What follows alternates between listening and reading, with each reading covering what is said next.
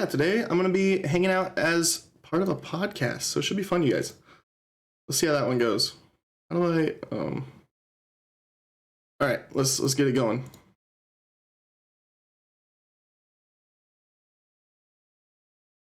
I'm Musa, close friend of Alaric in real life. He kind of got me into playing Smash. Really, my brother, like he was kind of the reason of everything behind this. Just to reiterate on that, that's why it's called the Smash Bros. Quick chat. There we go. I'm a Falcon main. Some of you guys know me.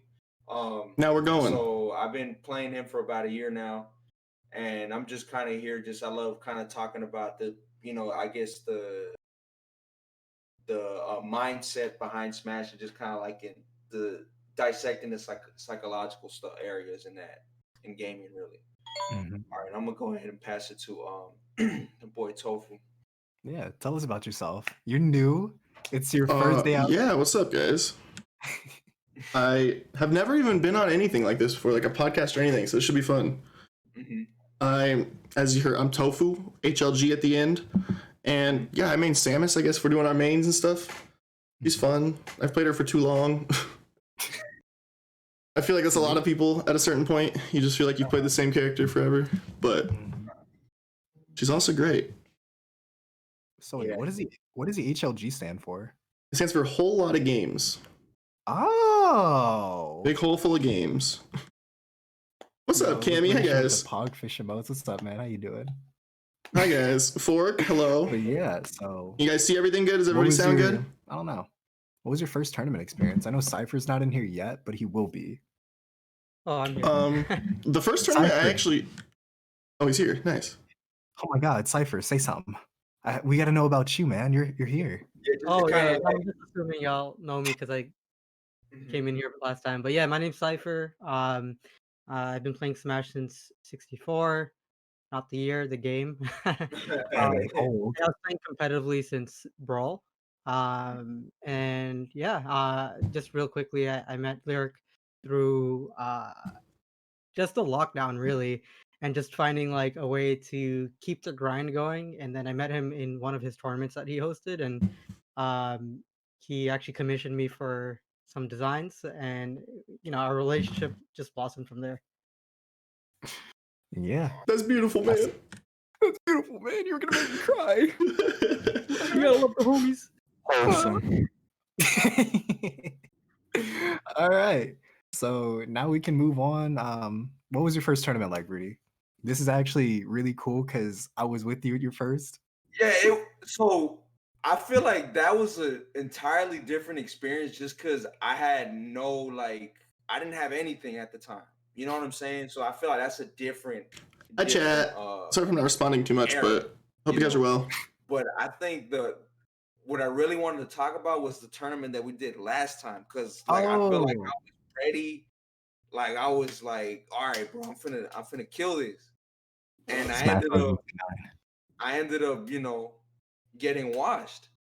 And it was just like, all right. So I kind of sat as I sat in the chair, bro, I kind of looked and I'm like,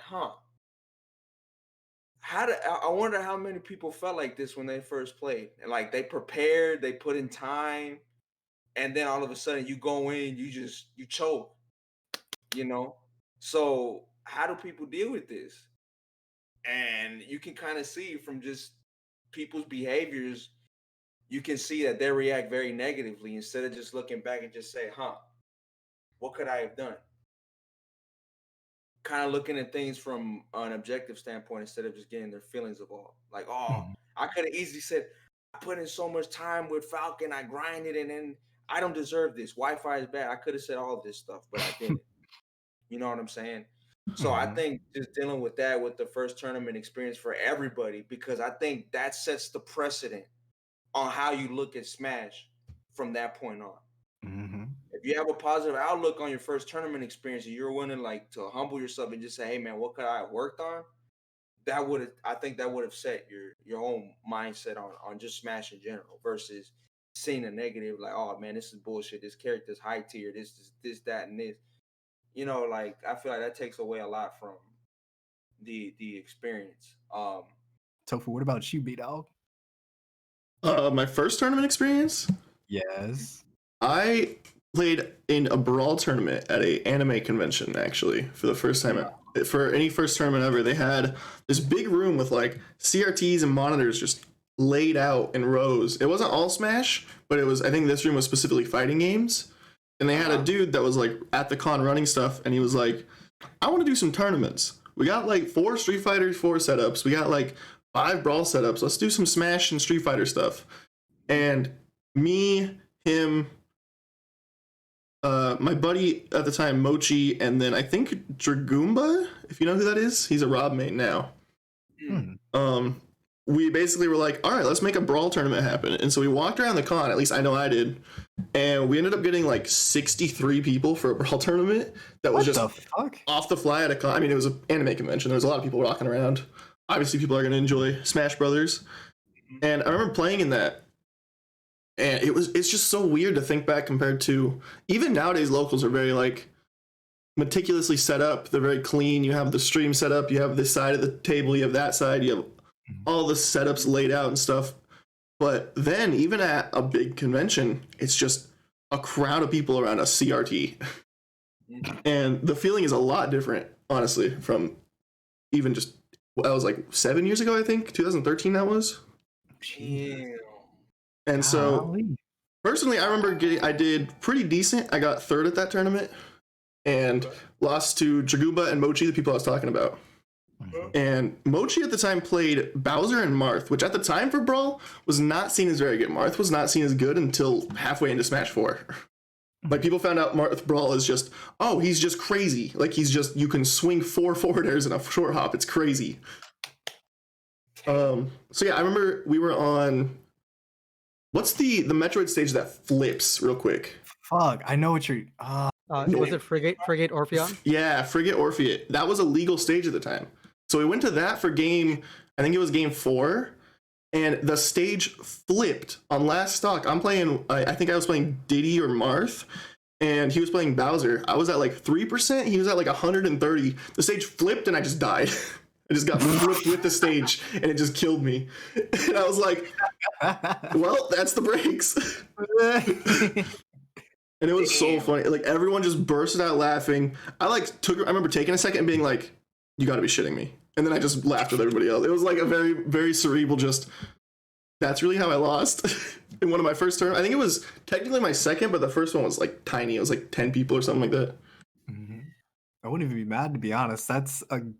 Hey, you killed yourself and not him. Yeah, I mean, it was fun. Overall, it was a good time. Yo, thanks for the sub, Kiwi. I really appreciate that. No, I wanted to win. With Cypher, what was yours like, man?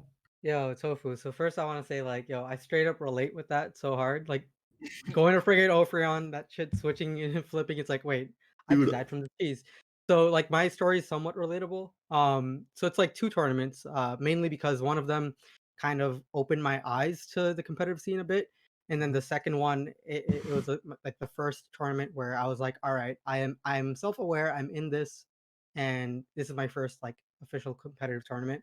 The first one was actually a melee tournament. This is before Brawl came out, and this was when I was like in high school, I think. And this was actually at a friend's house, and his house was packed from like the whole basement was packed, and then there were some people on the first floor too, and there was like at least like like probably like 60 people in his house. It was ridiculous. And this was like very grassroots melee tournament scene sort of deal. And this was way back when Poke Floats was legal, back when like fucking Rainbow Cruise was legal. So like somewhat relatable with Tofu story there. And I ended up doing like okay. I don't remember what placing I got. I think it was like just at the cusp of top 8. But it was ridiculous because I mained Fox at the time. I can't back when I this didn't know stream. any of the the staple tech, where it's like very basic stuff like wave shining and multi shining into like up smash, all that stuff. Like the only thing I was able to do was like L cancel sometimes, like and I was like, oh, in my head it was like, oh, I'm the greatest person in the That region. sounds about right. That's That's how awesome. everyone is. Yeah. So that event sort of opened my eyes because I got straight up bodied. Because I was like flying through the bracket, and then when I finally lost, it was like almost a JV4 stock. And Damn. sorry, no, almost a JV5 stock because Oh my. melee was 4 stocks. Oh, So dude, if it's melee and you're fighting someone better than you, you just get beat. That's how that game works. exactly, because the skill gap is crazy, It's and the crazy. ceiling to be actually competitive is really high. Mhm. So after that, just quickly, long story short, after that, it opened my eyes to the competitive scene, and it made me realize like, oh, the world is a lot bigger than I thought. So then, Yeah. very shortly after Brawl came out, and then I started to take that game super seriously because I realized that I was eons behind in terms of melee tech. So I was like, all right, let me focus a lot on this new game. Let's check it out. And I ended up being pretty decent. My first tournament was Poly Brawl, one of the Poly Brawl tournaments. It was like in Brooklyn. And then no, sorry, it was actually the one before this. It was some random tournament in Brooklyn that Deadly Alliance was hosting. I don't know if you guys have Oh, heard of them, but jeez. like Deadly Alliance, they're like a big part of the scene in New York at least, and like the legendary Wes was the host of it, and I didn't do too bad, and then that just like made me motivated to keep continuing. Mm. Hmm. Mm. See, So yeah, that is definitely like a very similar situation because that brawl tournament that I did well at, my eyes were like, oh, I'm good at this game. Oh, okay. I kind of stood up against Dragoomba and he's seen as really good. And then I went to a real localized, organized tournament. And this was like, I think it was 2 weeks after Smash 4 came out. And I went there and I was like, you know what? I'm just going to stick with what I know. I'm going to play Marth, maybe a little bit of Samus. I really like her. At the time, I was like, I really like the way she moves. And I like that dash tech in this game. I can just dash tech up there and kill people. It's fun. And so I went there with the mindset of like, I think I can do pretty good. I'm going to try to get top 5 out of the 32 people here. I went 1 and 2. I got my shit kicked in by the TO and went, oh my God, I am not that good at this game. Yeah, that sounds about right. I feel played like in a con tournament with a bunch of children that have never played this game before, and then went to a real tournament and got my ass beat. right. I think this is for both of you guys. Actually, no. I'm gonna wait for Larry to finish because I know you haven't talked about your tournament experience. Oh shit, yeah, my first tournament. Soel, it was with Soel. We literally drove. Yeah, I love this story. But me and Soel ended up driving all the way out to like a college campus where Well, both thank of us you, are Kiwi. I fucking appreciate the dropped out of sub, dude. school. Hope you have a good night. Both of us are dropped out of school. I'm going to a whole different university I've never driven to. It's like a 3-hour trip over there. And I bring my giant ass TV, the one that I gave you that fucked up.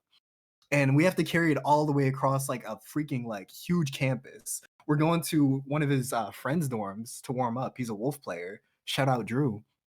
And I just get some games in with them. I'm just like, yo, I'm gonna get my shit pushed in, but I'm still trying to figure out, how to play. We get to the venue, and I have no idea what the fuck's going on. To be honest, I had never been to a tournament. I was scared. I was nervous as hell. we we go up in there and I just start playing people. There's a doubles thing first. I end up playing against Chili and another dude in the first round. And Chili, if you don't know him, he's the best player in Alabama. He's the best player in Alabama. Me and Solo go up against him and his teammate. I forgot his name. I think it's Murph. And so we play against them in doubles. We get our shit pushed in. It's terrible. Then I'm just like, yo, we could go somebody else. We go with somebody else and we kind of almost win. But he tried to play Kirby Pitt in doubles. Yeah, we got fucked. And this was Smash 4? Yeah, next man. round. Kirby sucks in that game. It sucked, but yeah, next game. Nice, Cammy. At this point, I had no idea that our second round, I had no idea the dudes that were asking us to play were our opponents. So we were just having fun.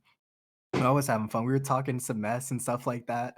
And the games are close, I wasn't really trying my hardest. And I was just like, yeah, like these dudes offered to play us. So this is cool. We like shook hands and everything. We're just like, yeah, it's gonna be. We end up going like 1-2, I think. And people are just like, well, that's it. So I was just like, well, that's it. I'm just like, what do you mean? Like, when's our next round? It's like, that was our next round, dude. I'm like, what? Oh, you didn't know at the time it was double elim? Yeah, I didn't know that. I didn't know that we were playing like our dudes. I knew it was double elimination, but I had no Oh, idea. you didn't know it wasn't friendlies. I've had a set like that before. I've had a set like that before. I hella thought that it was friendlies, and so we threw really hard, and so it was the hardest loss I've taken. Like, and so Damn. I ended up going and just playing my hardest in the tournament. I ended up getting 1 DQ, which is great. So I didn't go 1-2. I went 2-2 technically. Played against played against a dude named Artificial that played Corrin. Pushed my shit in, but it was close. It was close, but it was hard. Even then, though, I still think that Corrin's a hard matchup. But yeah, then I play against a Joker player. We go on his setup, and I 2-0 him somehow. I don't know what the fuck I was on. I think I just didn't want to lose. Ended up making him cry on his setup, and he just ran out of the venue, which made me feel bad. Oh, yeah, Jesus. Yeah, I was. Then I played against Murph. Murph is a Fox player. There's another dude named Murph who retired. Or no. I played against Jank. What the fuck am I talking about? I played against Jank, and he still beats me in locals. But he played Link, and it was just hard.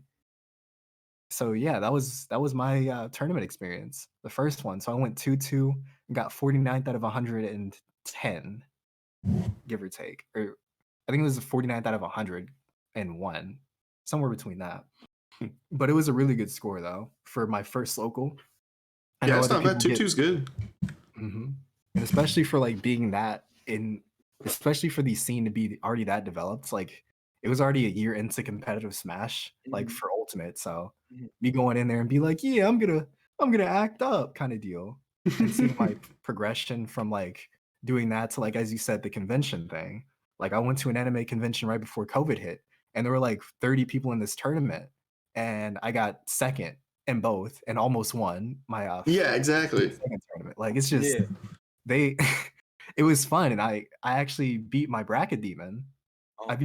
I beat my bracket demon. He was a Bowser player, Brad, and he actually looks up to me a lot now. And just seeing the progression from that and actually getting second at my locals now from like a month or so ago, it's just the difference in the development is crazy. So I definitely am happy that I didn't give up and that I had people like Soel, people like Rudy to motivate me to keep pushing and doing these tournaments and stuff. Because I want to ask you guys this, because I think you could. What's up, bread scientist? So, do you guys think it would have been any different if you guys just told yourself when you guys lost, "Fuck this game"? Yeah. Right. I would be. This game is bullshit. Like, I'm gonna just. If I just quit Smash right there, is that what you're saying? Like, how would you guys do you guys think it would be any different? Like, if you got to this point, like at this point in time, do you think things would have been differently if you just told yourself at that moment, "This is bullshit"? Yeah. Yeah, I think absolutely. Just like put in my couple cents. Like, I'm sure we all been there where it's like you absolutely get obliterated, and it's like, what am I doing? And that is usually a pivotal point where you as a player start asking yourself so many questions. And if you don't ask yourself so many questions, you should. The number one question, in my opinion, as a player that's been playing for so long, and it took me a long time to finally ask myself that question. It's what am I playing for? Right? Like, what's your end goal? Like, what are you looking for? Right? And if you don't know what you're playing for, then of course, like, the smallest things are going to bother you, and of course those huge losses are going to sting that much more, because you don't even know what you're in there for, and on top of that you're feeling like crap. And a lot of the time people are playing to just get better. Some people just literally just want to play to win. So there's a lot of sides to this.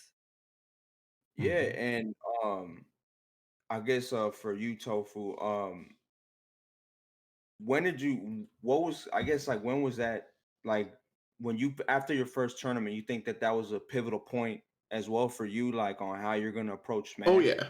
I think it was really after that first Smash 4 tournament that I went to, as opposed to the Brawl one, because like me and Alaric were talking about, I kind of, even then at 13, 14, I understood, no, I think I was like 15 or 16 at the time, but anyways, I understood that this is just more of a fun tournament at an anime convention. We're all just having fun here. But when I went to a real tournament where everyone's really trying and they want to win, it changes your perspective of, oh, these people are also playing this much. Like, I've heard so many people at a local, at my stream, basically anybody that tries to play Smash competitively, they'll be like, I play this game all the damn time. I'm playing this game every day and I'm still going 1-2. What am I doing wrong? And my first thought is like, well, you're playing the game a lot and that's important, but like what Cypher said, why are you playing the game? What is your motivation to get better? And are you doing the right steps to actually get better competitively, or just physically play the game faster? Because a lot of people will play 6-7 hours a day, but that's all just friendlies with other people online, and you're playing the same dude for 4 or 5 hours of that, and you're learning their playstyle a little bit, but you're not sitting there reviewing your VODs. The biggest thing I think that has helped a lot of people I've seen is right after you lose, like the minute after you lose, if you are able to, go review that VOD. Even if you're salty, it's good if you're salty. If you're salty, that's fine. That means you have passion to get better. That means you have the emotion that you wanted to win. Being salty isn't a bad thing. It's how you act when you're salty. Yeah. So yeah, go review that VOD. Even if you're not like emotionally stable, review that VOD and realize, this is why I'm salty. This is why I fucked up. This is why I did this. Even if you're already like feel bad about the loss. Yeah, and just to like really piggyback off of that, like you mentioned, like right after you lose, yes. Like that's the most. It's fresh in your head. Yeah, that's the most important time to do it, because as soon as you lose, it's fresh in your head and you're gonna forget about it. Trust me. If you just tell yourself, oh, I'll look at it later. Oh, I'll think about it later. Take down notes and also ask your opponent right away. Hey, do you have any suggestions? Don't be afraid. But yeah, Lyric, you want to say something? Yeah. Oh no, I wasn't ready. I was fixing the filter for my. I was wondering if you were trying to do that or not. Yeah. I'm like, yo, this is your thing. You could just jump in. You could cut me off. I don't care.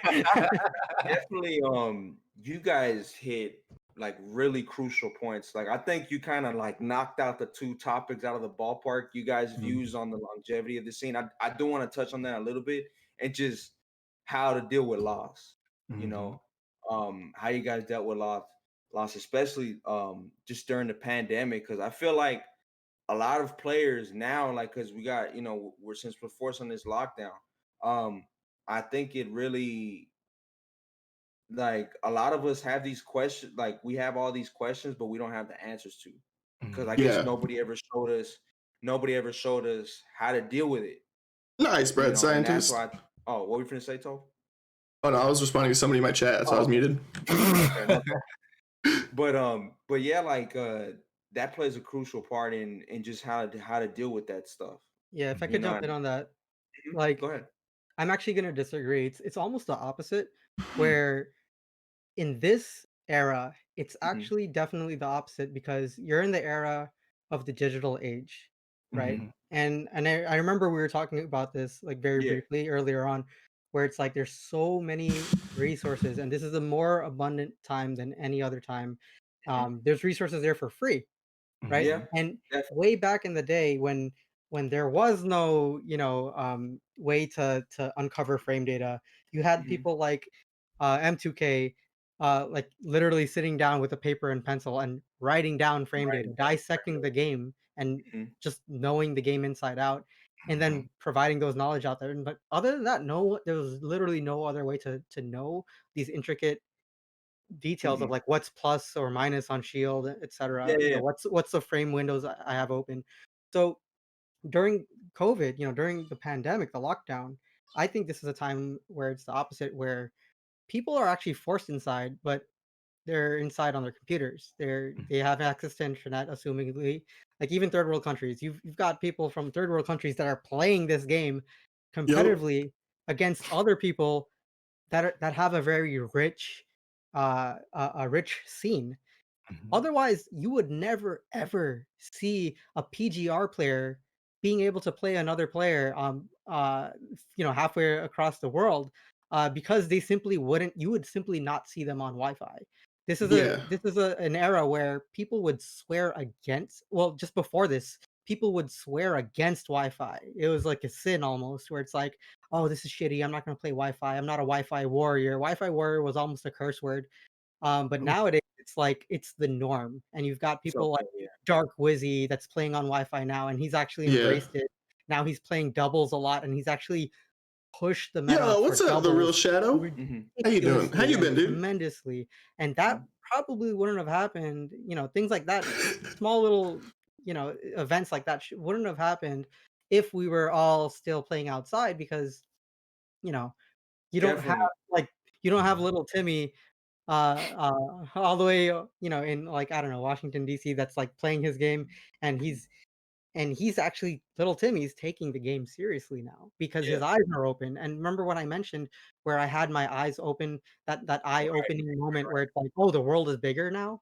But little Timmy has always been stuck inside, and he wasn't allowed to go outside because of his parents or whatever, or because he's underage, and it makes sense for him not to be outside too much. But now he's inside, and he's able to play all these other players of this high level caliber, and now his eyes are open. Now he's able to play Little Timmy can record now. Yeah, and that's like you were saying about that there's just so many resources out there.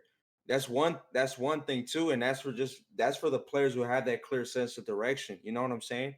But it's just about, like, I know, so there are others that don't really have that direction.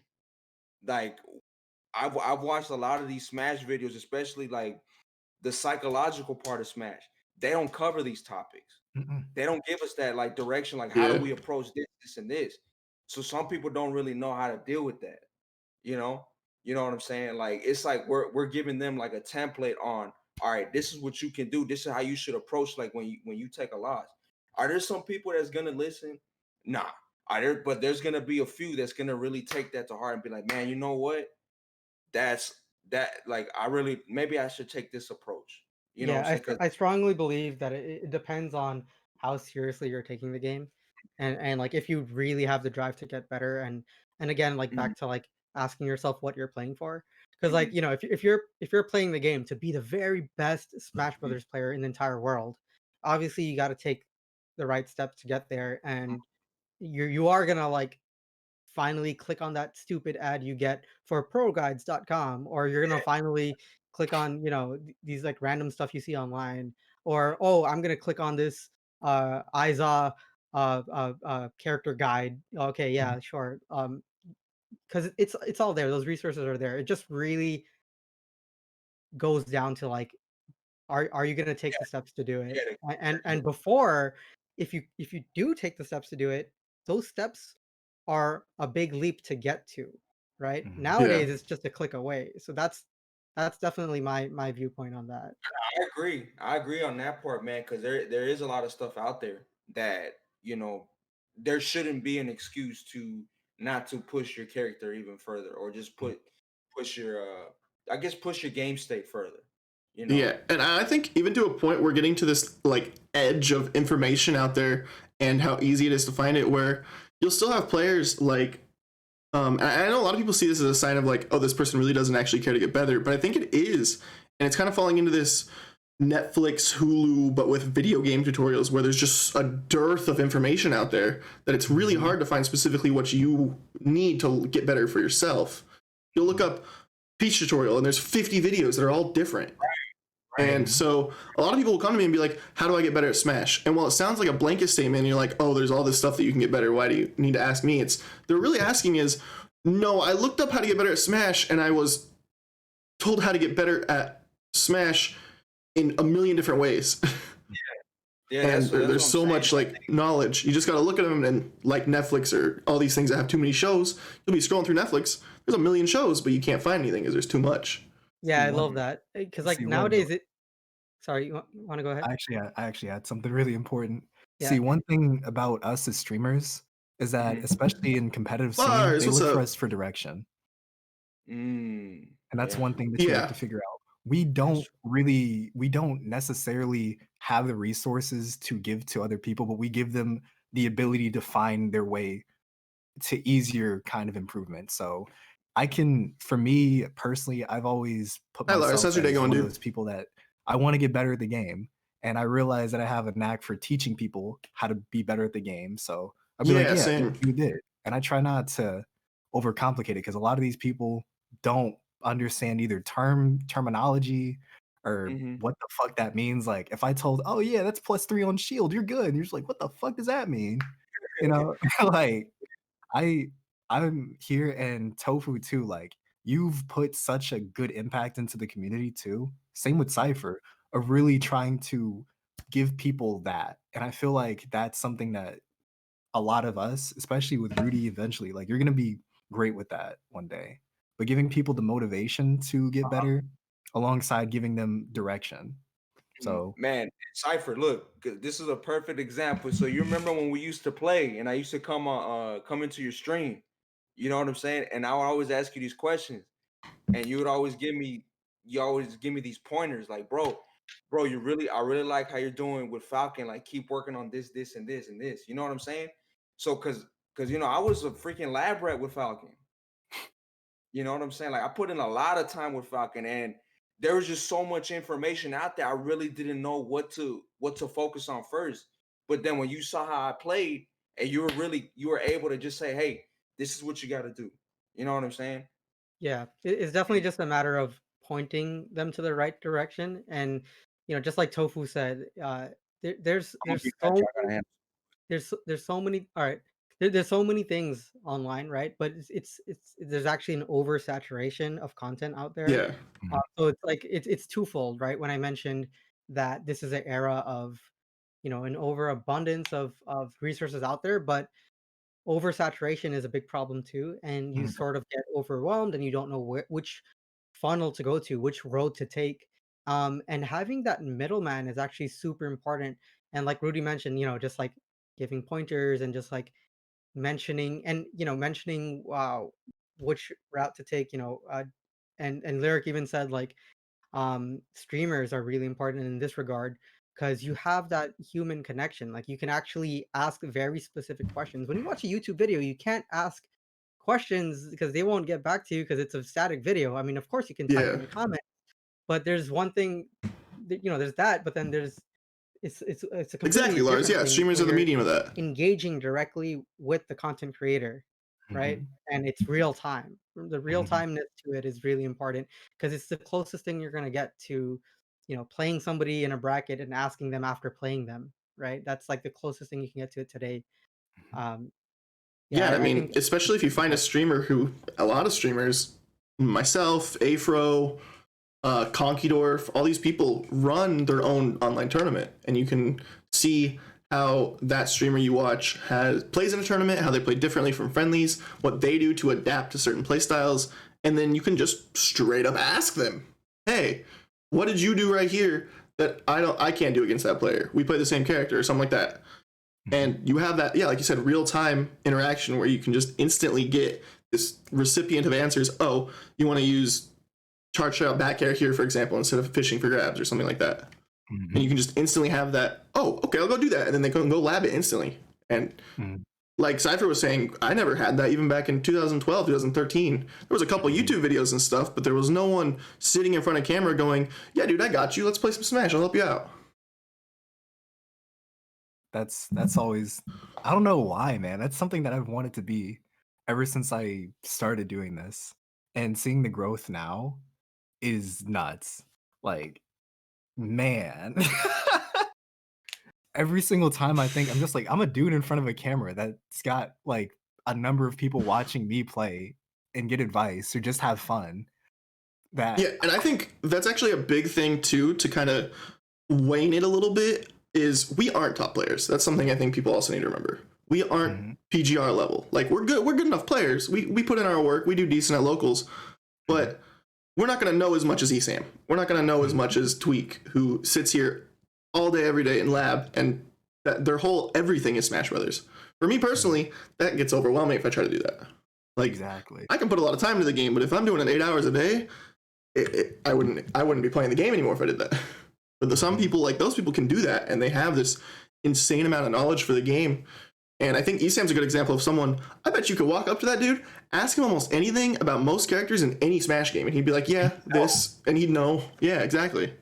It's like, hey, what's the frame data for Pit Down Air? Oh, it's frame 10. What the fuck? Yeah, like, I don't know that.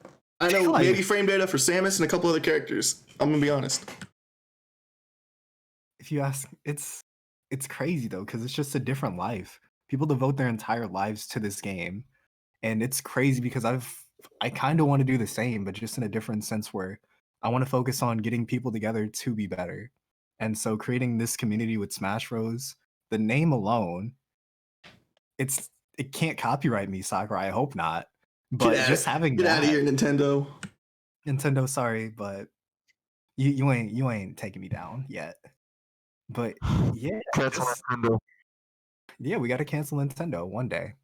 But for right now, just having this sense of experience, community in general, is something that's shouldn't go unnoticed. I'm really happy that we can do podcasts like these, especially just to have access to different kinds of things in our lives. Like, especially, I use this as more of an outlet. I've always used this as an outlet. Even back when I was working 60 hours a week, somehow I still found time to do this and still consistently put it into perspective. Like, even now, I'm putting in way more work into my streams and shit just so I can make sure that everybody's okay, make sure that people have a place, because I wish that I had this back when I was like their age. I was going through a lot of shit, but with my family and just personal life, but I didn't have a lot of friends. Now look at me, I'm a jerk, everybody loves me kind of deal. So it's just more of like going from like a nobody to kind of having more notoriety. Yeah, dude, I called some kid in my chat an asshole and he loves me now. I don't know what's going on. It's funny, man, because like me and Alaric, bro, like we there are times where we get heated at each other. You know what I'm saying? Like there are times where it was just like we had this one conversation, bro, and we got really heated. Man, that was like it was like a 2-hour conversation. My phone fucking died. We haven't talked in a couple of days, but this fool just picks up, he just calls me. He's like, hey bro, where you at? Oh bro, I'm working at Nukes right now, bro. And he's like, all right, bet. I'm gonna come through and get a pizza. That's the way to do it, dude. Just like, bro, I'm like, bro, my bad, bro. And he's like, bro, yeah, you're right. That was my bad too. See, that's such a good like example of being able to take kind of what we're talking about before we started about how the community used to be kind of a little bit shit talk driven, but you always knew even if you're heated at someone else, it's still all love. Nowadays, if someone gets toxic on Twitter, they get canceled. Even if they're coming at one of their best friends in a loving way. No one else knows that. Everyone on Twitter, the Twitter mob just goes, "Oh, you're being a dick to this guy. Screw this guy." See, that's why I made that analogy earlier about the Modern Warfare 2 lobbies. Yeah, exactly. That's why I made the lobby, because the analogy is because what's up, Katrina? Reflect back on that time, all I see is a smile on their face. You know what I'm saying? Like, dude, like, bro, I remember we just went at it with this one dude. Like, it was so freaking hilarious. Like, that's why, they're so popular. And it's just because not necessarily just what they said, it's just how they dealt with it, Like, oh, man, like, it's all good. Like, we just playing. Like, you know what I'm saying? Alaric, you really doing it like that in the middle of talking. I see you. You got the finger condom on. Bro, I got cut, bro. I'm sorry. Dude, I've had to wear those. I've worked in my fair share of fast food. I've had to wear those before. Bro, I got cut because I was washing mac and cheese bowls, bro. What the fuck? I don't get cut with knives no more. I don't get cut with. It's just the dumbest things. I just mac and cheese. Yeah, I was like washing, and then all of a sudden, like it appears. I'm like, I wasn't even hurt. I was just like, bro, are you serious? This is what I get cut with now? Yeah, that's tough. I remember I went to a local in Biloxi, bro, and I fell. I just fell on the ground, bro. I couldn't feel my fucking right arm for like a day. I went to that local and almost got O2'd. Bro, I can't imagine Alaric just falling down. He just walks into the venue. Hey, guy. I can just picture his expression. It's like, what? But it's the best thing though, man. Just those little quirky things, man, make my day. Cause even when I fell, I'm just like, huh. Mm-hmm. Yeah, man, but that's it's just funny how we just deal with. I would say negativity.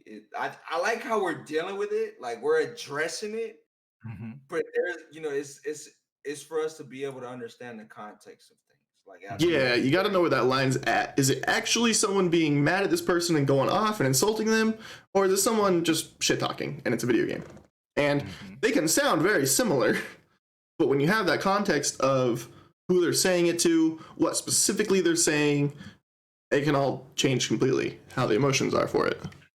Yeah, it's like when I play against Alaric, I just want to touch on this. Like he would hear me talk shit, like I'll talk mad shit. I would talk mad shit, like bad. But he knows me, like he knows I'm able to just look and just be like, all right, this, and this, and this. You know what I'm saying? Yeah.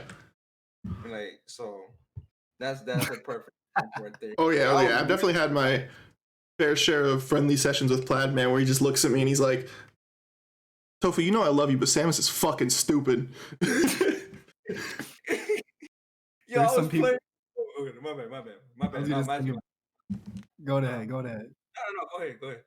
I was gonna say there's some days where I'm just chilling, I'm minding my own business. Then somebody asked me to play friendlies. They play me midway through the set, and it's just even. But they're playing so degen against me in friendlies. I look to them. I'm just like, yo.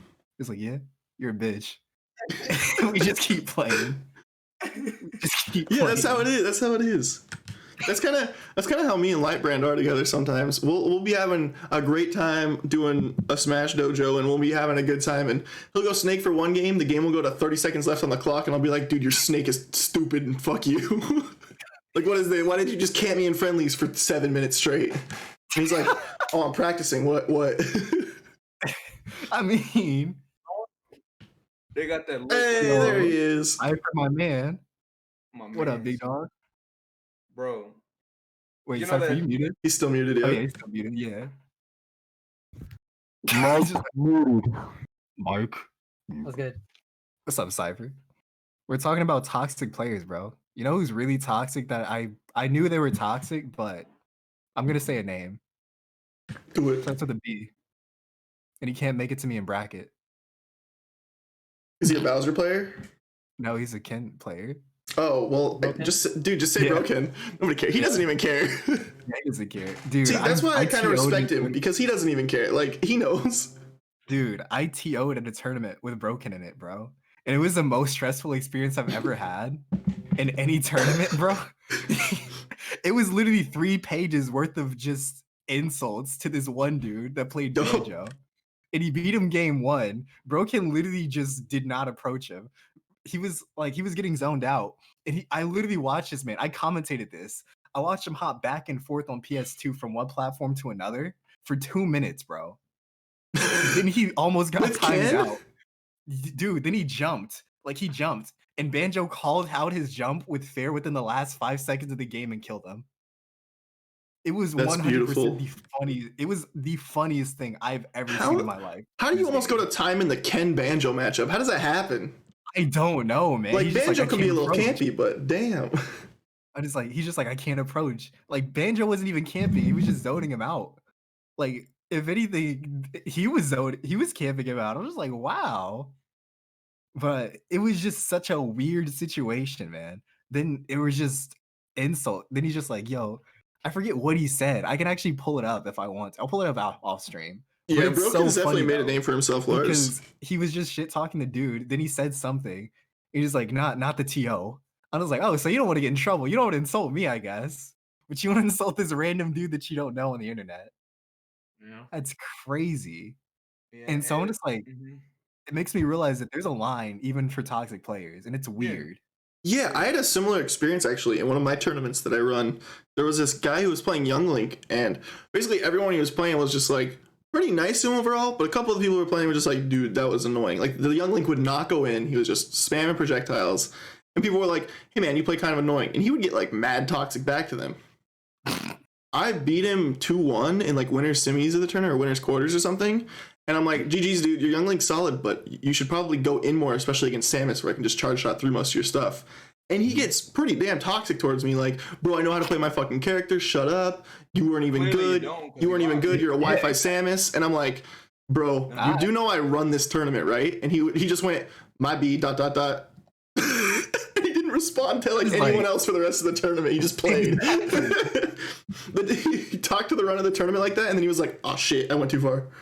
You know, this reminds me a lot of the creative industry. So I'm actually like a senior art director in my in my personal life. And the thing is, like, a lot of, and I know Rudy is an illustrator too, that's an what artist. I'm saying, yeah. So it's like, we know, like, you know exactly where I'm gonna go with this. Yes. It's like, we have to be open to constructive criticism, and the first thing that you're taught in the creative field is to know how to take feedback, right?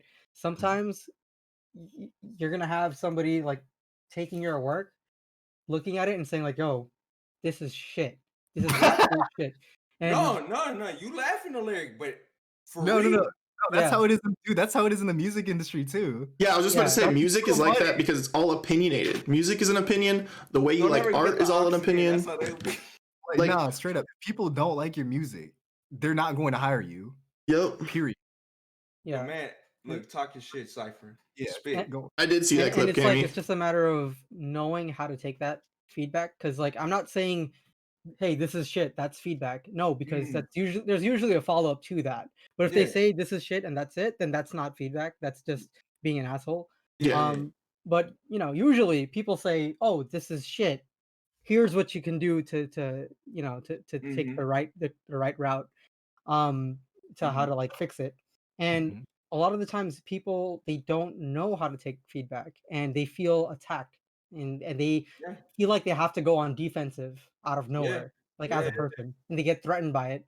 And that's my theory, and like why a lot of people, when they hear something like, even if it's something small where it's like, that was a good game, but I think you should do X, Y, and Z more, right? Oh, I think you should punish me hitting your shield more, without a shield options. And a lot, even if it's something small like that, you can hear them getting aggravated about it, and because they don't know how to take feedback. So it's an art of like knowing how to take constructive criticism. Bro, and I'm gonna be real on that with the art thing, man. I can't stress that enough. And I'm gonna be real. That is what separates the greats from the average player, is just how well they take the criticism, or even better yet, especially if we're relating this to Smash, how do you take a loss? Is if you're to humble yourself and actually, all right, what can I do to get better? Because what's funny, I had a teacher that did me like that. He just said, "What's this?" And I'll be like, "All right, well, how do I fix it?" And he just kept doing that, and everybody else in the class, bro, would just be like, "Oh my God, he's so hard, he won't teach you." But me, like, I kept going back and forth with him, man, because I wanted to get better. I was serious about it. Eventually, we became good friends, and this dude, he really opened my eyes on a lot of things. You know what I'm saying? But it's just, the most important thing is just, how are you able to take that loss? You know what I'm saying?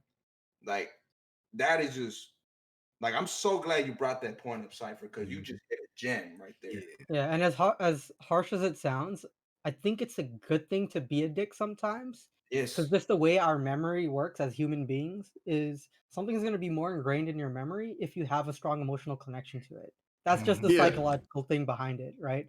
Like, for example, like if you get traumatized, if you get like jumped, for example, when you're like a teenager walking home from school, for example. This sounds very personal. That's never happened to me, but but like, for example, like that shit like that traumatizes you, and you're not going to forget about it, and then you start to like learn how to deal with it next time that happens, right? If you get bullied. That's just like a really good example of that. That happened to me, so I ain't gonna hold you. No, it happened to all of us. It was close to happening to me, but it almost happened to me. But yeah, I mean, hey, on average, ironically enough, to that, on average, 1 in 4 people will get jumped in their life. So it's kind of ironic. Look at that. There he is. There he is. And no one forgot about it. No one forgot about it. And did you forget? Yeah, you didn't forget. Yeah. forget it, bro. I live by that.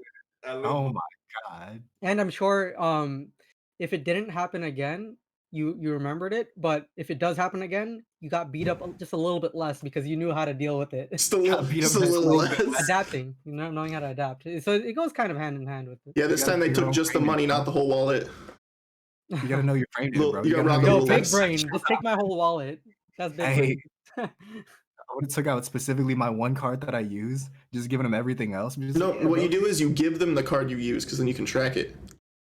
Oh, Or That's why cancel he's it saying right just away. give them the whole money. Just give them the whole wallet instead of money because then you can track your stuff. oh yeah, true, true.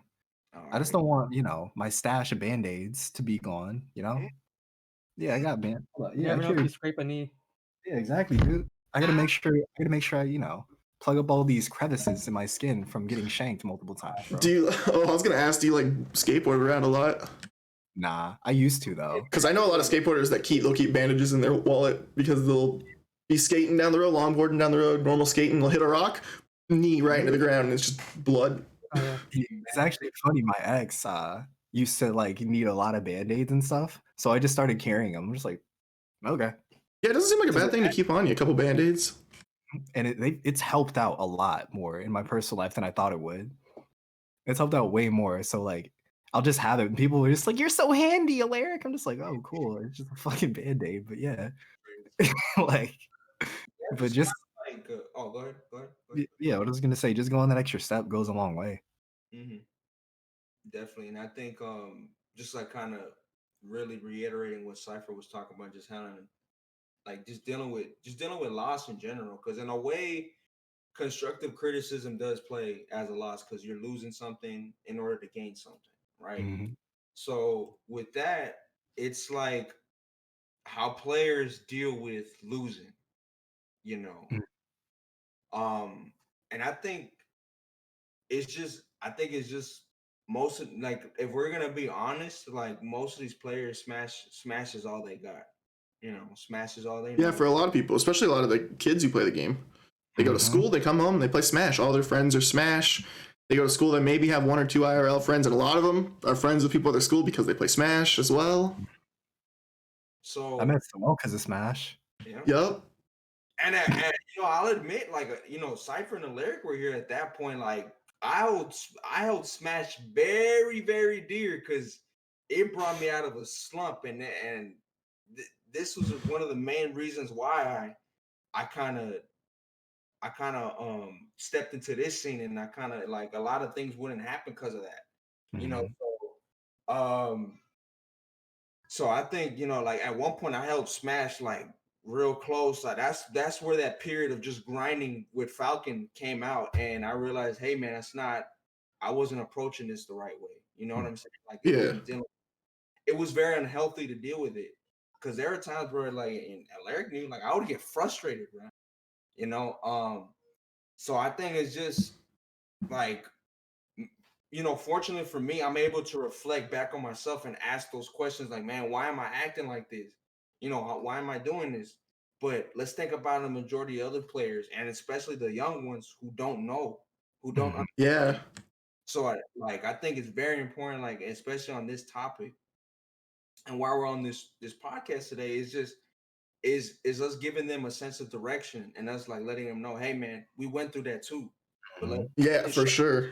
how to deal with that, or just like just giving you techniques and tips on just like what we did to get to. Because honestly, if I had like a template or like just how do I deal with the answers to the questions I had, it could have saved me a lot of time, you know. Mhm. So it's just important to just understand, like, yeah, there are people who are toxic and they're gonna stay toxic, and their character is just gonna stay where they're at. Mhm. What about the players who are just like Cypher said, man, they're just passionate about the game. They just really love. I think it was either Tofu. I think Tofu said that, but they're just I think passionate me and about Cypher both said something about that actually. yeah. But they both show love of the game, So it's just, I think it's important for us to give them that. Like, all right, here's what we did. This was our thought process at the time. So Yeah. really, really liked what Cypher, when we were talking about it last night, was playing to lose. So I thought it was interesting because remember when we did a topic on playing to win versus playing not to lose? You remember that, Larry? I remember that. Yeah. It was very. I thought that mindset was very insightful, especially in your developmental stages in Smash. For us to just be like, all right, what can I learn from this experience? Yeah, I think even more than that too is learning to lose is really important, but enjoying to lose, enjoying losing the game is, I think, well, just as important. What really shows someone, wow, I actually just love this game for this game. I'm still getting my ass beat, which I think is the most important way to get better, is to make sure you're actually doing the steps of practicing, and then find someone who just clean one stocks you. Someone you can kind of keep up with, you know what you're doing, but someone who just beats the crap out of you in the video game. Find someone who does that, learn from them, learn from your mistakes towards them, and I think that makes people rapidly better at a way faster pace than someone who's just going to play random people online. And once you learn to enjoy losing, you'll learn to win. And that's just how it goes. You can't learn to win without losing a bunch. It doesn't matter what game you're playing competitively. Yeah, and to make that statement translatable to some people, because I'm sure some viewers would listen to that and hear you say like, loving to lose, what do you mean? That's just stupid. But just like to translate it to some people, like I know exactly what that means, and I'm sure a lot of us know exactly what that means, and even some of the viewers know exactly what that means. But there are some people that don't know what that means, and just to make it a little bit more in layman's terms, like not just like loving to lose, but loving to learn from your losses, because that's essentially how and where you grow the most. Because like when you lose, you're gonna learn way more than you were to if you were to win. Because if you win, like what are you gonna learn? Like all you're gonna learn is, oh yeah, I outplayed him. GG's. I didn't really learn shit, but I get that person better. Rush, and I get that, the serotonin that I won. Great. That's the end all. That's the end goal, and that's the best thing I can get off of it. No, wrong. If you lose, the best thing you can get off of it is to grow as a player and learn from that, and that's what you should love and strive for. Man, hell yeah. And that mindset right there is that, like I said, bro, that was very insightful, man. That kind of just I would say elevated my perspective on, man, just like learn to lose. And it's funny you say that, Cypher, because I kind of did that unconsciously. Because I know, like when me and Alaric would play sets, bro, we would just sit there and just talk about it. Like, man, I really like he did this and this. Like, perfect example, we were playing the other day, bro. It was like, I really just sat back as I was touching the controller and shit. Like, yo, we like, out of the friend group, we're like the masters at neutral because we sit there and try to analyze each other in neutral, straight up just adapting to each other, like each stock, each percent, like we're just adapting. And like it was just it was crazy, but it was just for me to be able to just humble myself and just say, hey man, like I really like how you did this and this, and I really like how you called me out. Just little stuff like that. Me taking the criticism that and the feedback that Alaric was giving me there, I think that's very important. That's what makes us, like good player. And that transitions smoothly to, dealing with, you playing against MK Leo. See, a lot of people tend to forget how many games MK Leo play and how long he's been playing Smash for. You and Cypher included, man. You guys played Smash for a long time. And you guys had to put in the time just like everybody else. It's because each game is different. Yep. There are some fundamental things, but each game is different. And Sakurai even said it himself. He designed his game for everybody to come into and enjoy. I think this is FGC managers. This manager needs to stop.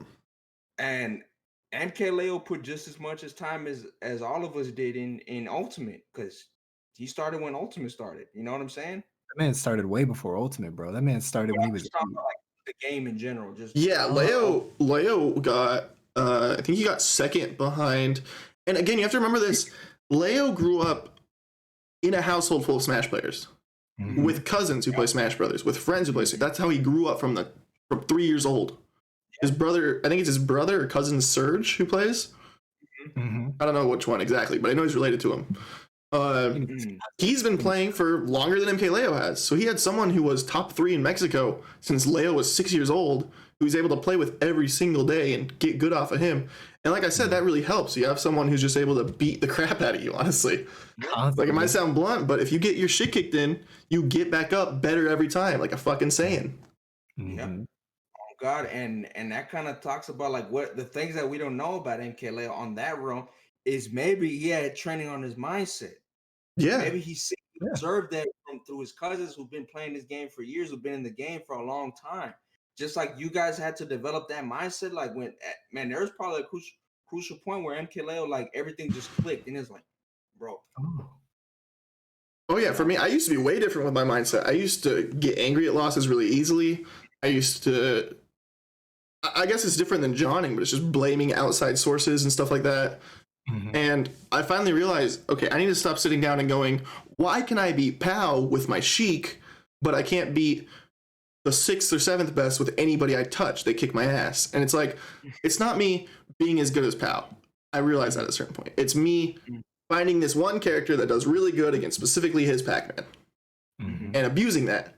I think once people stop asking the question, why can I beat this good player but not this player that's around my level, and ask the question, how do I get better in general, then you'll realize, then you'll just start beating both players at a certain point. Yeah, definitely. You can't compare yourself to everyone plays different. So even if you're top your PR, someone who's not even PR can come through and beat you because their playstyle contradicts yours really well. And that's something really important with a lot of people. That's why it's so hard to pinpoint a definite best in the sense of competitive Smash, or even like separate people of like different skill levels, because there's so much. There's no finite way of determining skill level in this game, and that's something that really that's good, Cammy. makes That's a good one. the game complicated. Either delude certain things, so you don't really understand where you stand with a lot of places, and there could just be a lot of misinformation within the scene. Square, I have to get a whole new computer to activate Windows. Down, in my opinion, to finding ways of just improving consistently. I feel like if you just have a way of consistently improving, say like you get milli-whopped by like some dude, then you just start like getting really close to beating him. Then like maybe like a month later, wow, I'm beating him now. That's improvement. Yeah, and like so a big thing I think about with that is a lot of people will make their goal to be, oh, I want to be better than this person on PR. I want to be better than them. But what you can make your goal to beat them. Make a goal to beat them. Go for it. But you should never lose hope when you lose to them, because they already are better than you at the start of this goal. But instead of making your goal to beat them or be better than them, make your goal to be better than yourself yesterday. Make your goal to be, I learned something new today. I'm better than I was last time I went to a tournament. If that changes something, cool. If you get the same placement, you still know you're better than you were. Because all these other players are playing the game insane amount. You don't know how much these people are playing. You don't know how much MKLeo probably plays this game 15 hours a day sometimes. Like he wakes up, plays for 6 hours, streams for 6 hours, and then goes to bed. Yeah, definitely. Cypher, you got any input on this? Yeah, I mean, I'm just like totally agreeing with everything you guys are saying. I mean, just to dissect what Tofu said even further, like, yeah, I'm 100% on board with that. Like, make yourself better than you were yesterday, but also like make yourself aware of awareness is the most important thing in my opinion. But like, make yourself aware why you're losing, right? It's like you have to dissect why you're losing, opening up your eyes, being aware of, oh, I'm getting slapped around, but why? In what specific scenarios? Oh, I'm just now realizing, I just saw my VODs and I'm actually breaking things down, and I'm realizing that I'm losing half of my neutral interactions because of X, Y, and Z. I'm losing, because I get called out on my jumps, so I have to stop hopping, and just like being aware of why I'm losing. And then now the next time I play them, I'm gonna stop spamming jump, because now I won't get called out on my jumps anymore. And because of that, now I'm not gonna be losing half of my neutral interactions now. So it's about like being like more aware, and MKLeo was an example just earlier, and he had exposure to getting his ass handed to him since he was a kid. So it's like he had those situations multiple times, and even if he wasn't aware after game 2, he had years of that growing up, and eventually that had to kick in his brain where it's like, I got to start doing something different. There's only so many times you can walk into a glass door, right, and then realize it's a glass door. Yeah, exactly. Yeah, definitely. So I'm eating some cookies. I saw you go for one, and my first brain thought was just like, my man pulling a cigar, and then he bites into it. Bro, imagine Alaric smoking a fat cigar on stream, bro. You know how Shit. that would be. That would be dope, man. You can do that. That's fine. I That's have not the ability TOS. to. I just don't have the money to. You're a grown ass man. That ain't TOS. I am. That would be dope. Just explore all my vices with stream. Cuban link. I'm gonna switch mains to Cuban link. I'm a very what the fuck? Urinated rubber boy. What the fuck is this? He says, I am a very beautiful Brazilian man. I sell handmade custom puppets. It can be of any person. You, Frank Sinatra, Eminem. So if you want a goddamn puppet, just DM me for prices. What the? This in your chat? Yeah, that's in my chat. That's the most crazy but badass self-advertisement. What the hell? That was the most random thing I've ever read in the chat. I'm gonna ban him, but whoa! I want to DM the prices. Bro, no self-advertising, but that's sick. Urinated rubber boy. Go. No, I'm joking. Okay, maybe that name's a little. What the fuck? Maybe you should, if you're gonna sell puppets on the web, maybe don't make yourself named Urinated Rubber Boy. Maybe don't advertise yourself in these streets. That was super weird. I was like, what the? I didn't think that I was actually reading what I thought I was reading. Yeah, that sounded like a fever dream of a message. Every time I read chat, people think that I'm saying it, and it's so weird. I'm just like, you should know by now. If I turn my head like this and look, I'm just like. But I got a good one though. So dealing with losses, I want to go back to this, but think about this. People's mentality with Smash, not only that, but what they do for Smash, like the time that they take away from Smash, we touched on that. We touched on different kinds of subjects, just like people use this as their outlet. But during this pandemic, like how has your life changed? How has your life changed? And it can relate to Smash, it can relate to outside of it. But for me personally, like I changed jobs, I changed careers completely, and it stopped me from going to college. And then I just started doing this, and now I do this full time. So yeah, what was it like for you guys? I'll let my boys go first. Damn, we got deep. Hold up. Honestly, for me, it's like pretty similar, I guess, to an extent. I've always just kind of been someone that is very just at home most of the time and focuses on online more than anything, but it's so weird not having locals. If we're talking about Smash and what changed there, obviously this changed for so many Smash players, but locals are it's something else. Like compared to, I guess, Xanadu or these locals that get 300 to 400 people, regional size, almost major size locals that happen. There's kind of like this feeling of friendship, and you have people that you hang out with there. But when you go to a local that's just 40 people, 50 people, and you know everybody in there and everyone's your homie, it feels like you walk into that venue and damn, you're home for 6 hours, you're home for 7 hours. And not having that every 2 weeks, and like you said, we got a little deep here, not having that every 2 weeks for a lot of players, myself included, really just shows you how much Smash can like be a part of your life. With any fighting game, people play Tekken and they're part of this big part of their life and stuff like that. Yeah, so yeah, definitely locals are a big thing that changed for me and everybody, I think. I definitely feel like I've lost a part of like my life, but in a way I got it back with streaming, and I found my own community and brought so many people together, and that's kind of what makes me feel a lot better. Yeah, same for sure. Yeah, knowing that I did something for the scene that will hopefully grow in the future and just develop into something where so many more people can come into. Like that makes me feel happy that I've like given back to that and done my part.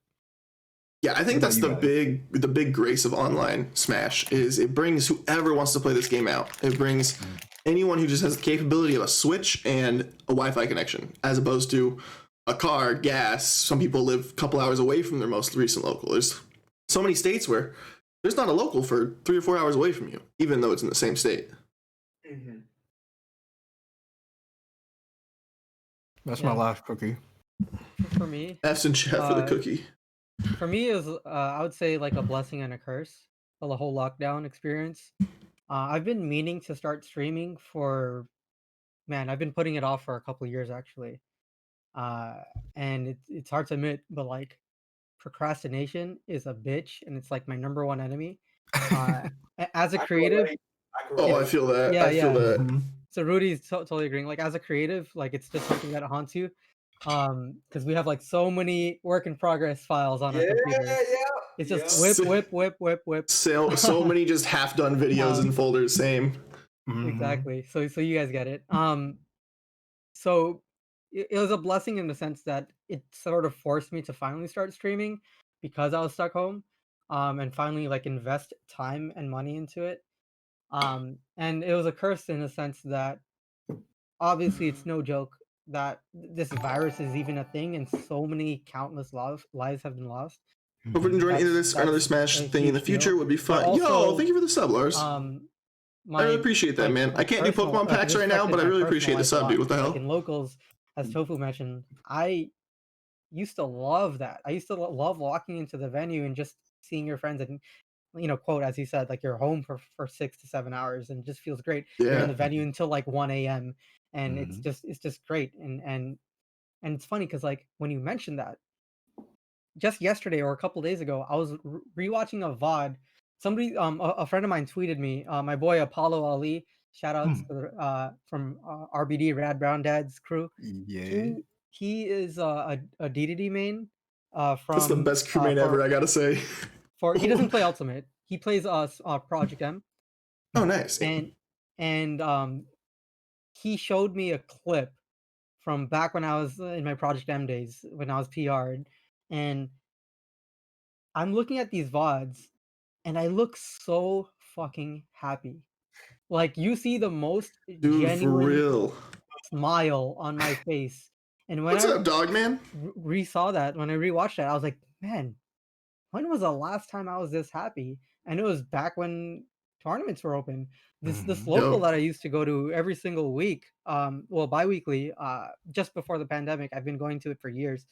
The venue itself is at a bar. How dope is that?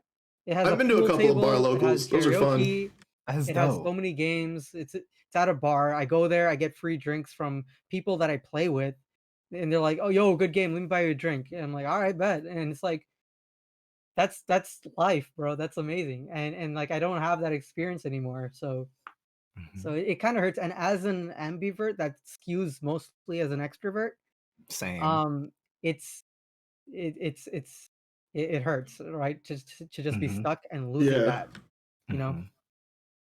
And I think that that's really is a big thing with any competitive game, but mostly fighting games because it's this one-on-one experience.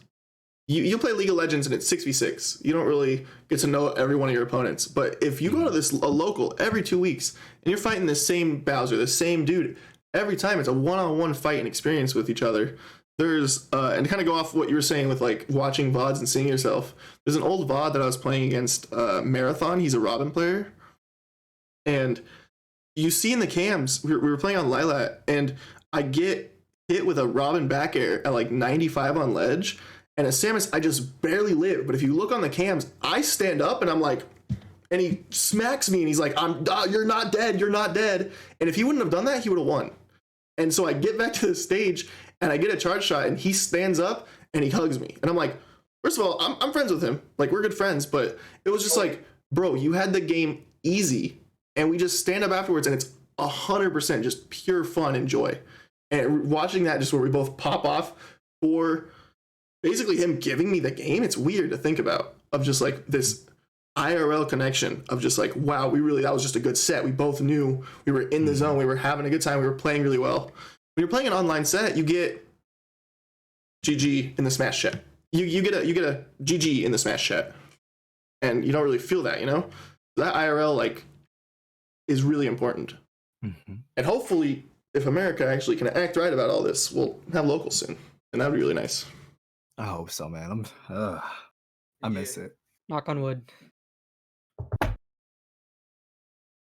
And with the wood. Hit him with the wood. That sounds so weird. Knock on wood, bro. Hit him with the wood. What? Hey yo. Hey yo. Yo, Larry, you good, bro?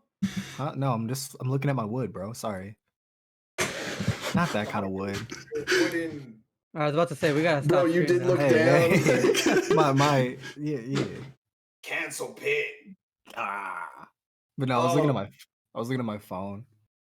I'm trying to make sure we're still on schedule. Yeah.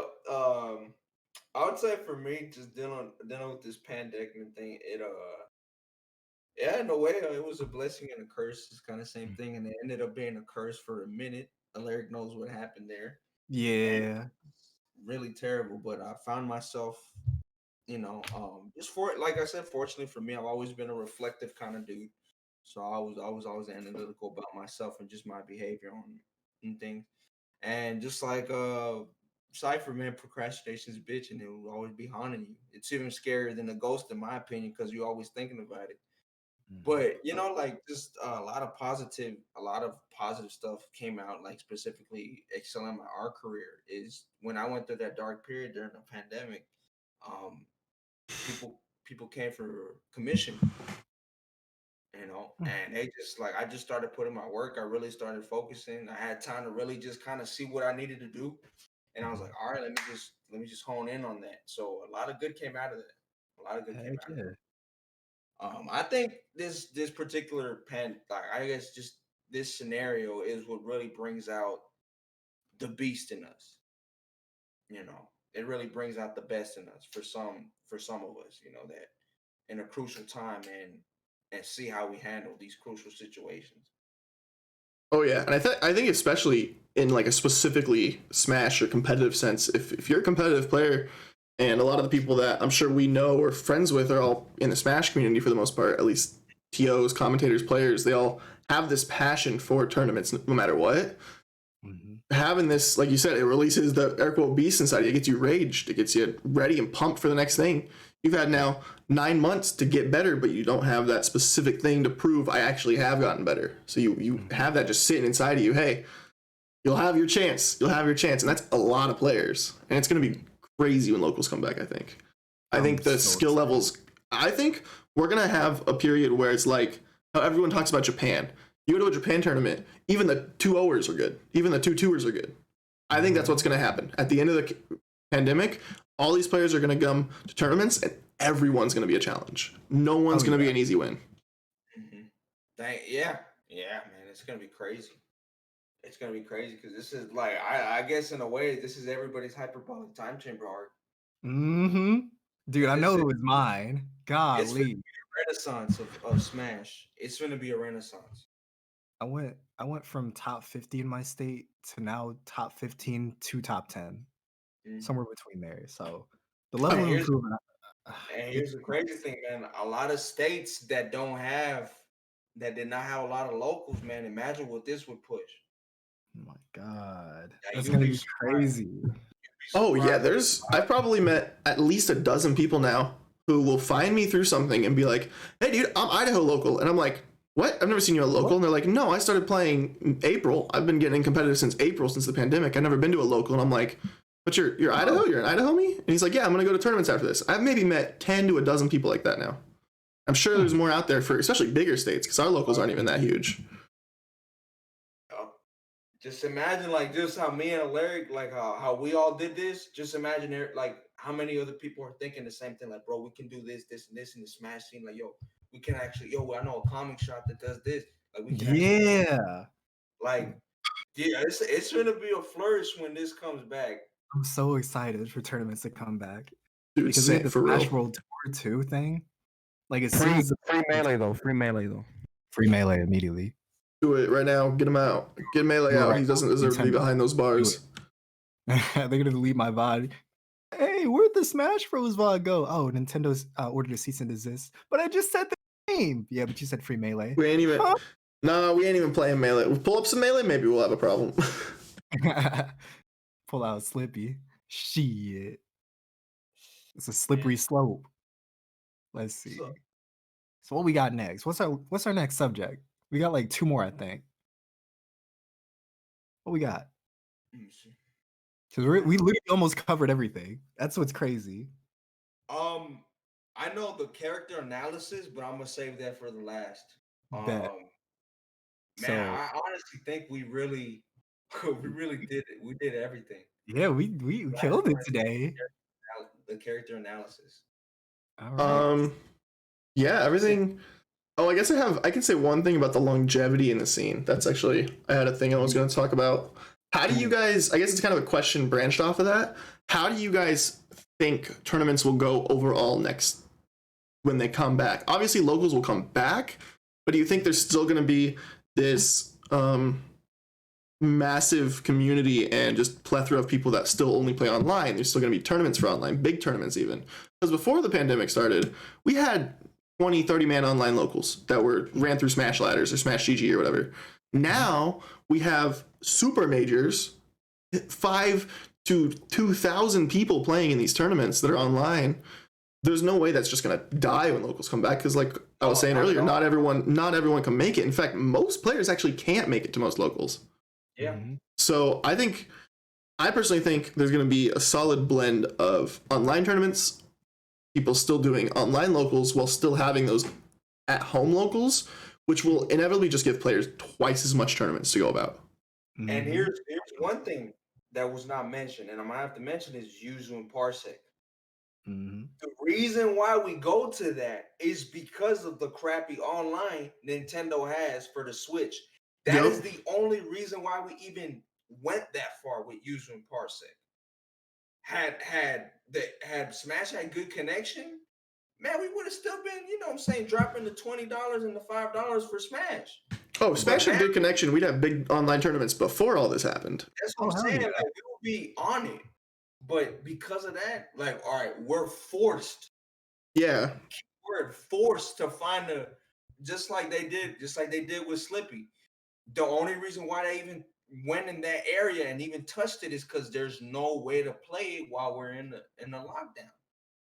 So I really think it's gonna be, you know, I honestly think when the tournaments come back, Yuzu and Parsec are gonna be definitely refined and even more like revamped.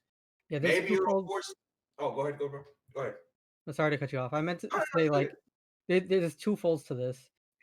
Like, in order for any of the competitive scene to be recognized on a mass scale, it needs to be regulatable by Nintendo, right? Yeah. And Yuzu Parsec is not regulatable. Neither is Slippy because of all the crap we went through.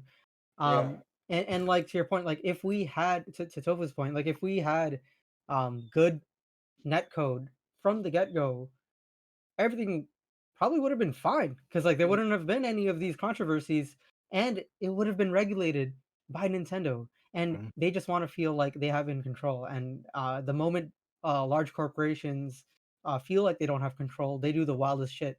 And Their first instinct is the extreme. Just get it out of here. I don't want this on the market. I don't want our face on this.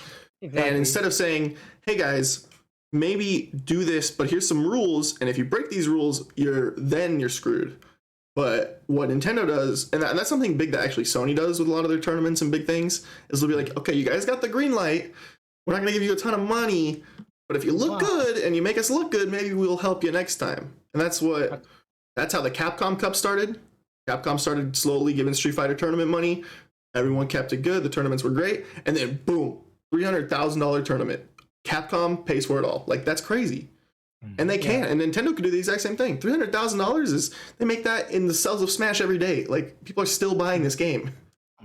Yeah, unfortunately, Smash has a slightly different story than that. And it didn't go that way for us. But also, like, I agree with like the future of Smash. You know, once the competitive offline is back, it's definitely going to be a blend of both. But also, just to take it a step further, online is going to be taken a bit more serious now, because before the lockdown, online wasn't taken serious, period. Now we have a world Wi-Fi rank PGR, right? And people are actually taking that somewhat seriously. And if not, they're taking it, they're looking at it as almost like a separate division, and that's the way I'm predicting it. It's gonna be taken seriously to an extent, but it's gonna be a division on its own. So, for example, you can be the number one player on Wi-Fi rank, but you can be like number 50 offline. So Yeah, it's like I think that's exactly what's going to happen. it's a different division, but they're both gonna be seen differently. Yeah. So it's kind of like an elo system. Like with chess, specifically with chess. Sorry, you guys were just like, what the fuck? But basically with chess, in different websites, there's different kinds of ranges of skill level with different like numeric things. So you could be rated like 1200, then on one website be rated like 1800. So it's just depending on inflation, different things like that. But it's Yeah. also could be dependent on different kinds of formats too. So that's something that's really interesting. I don't want to get too Yeah. far into that. I just thought that was interesting. And I Yeah, think personally with a and another big thing to take into account, like the Smash meta, online versus offline, is pretty different. The Mhm. tier list itself is really different, because there's lots of characters that for get sure. nerfed and buffed due to online. And just to like be straight and blunt, everybody gets nerfed online, but to different levels, Mhm. right? Yeah. Like for example, like some people would say, "Oh, Samus gets buffed online." No, it feels like that because you feel like you can't have any options. But no, everybody gets nerfed online, just Mhm. different levels, and you have to figure out Nope. how to play differently based on that. Like You Mhm. can't Falcon. be playing like you're playing online offline because it's a different game that in that regard. Mhm. And not only that, that's also very, in a way, that can actually help you in neutral.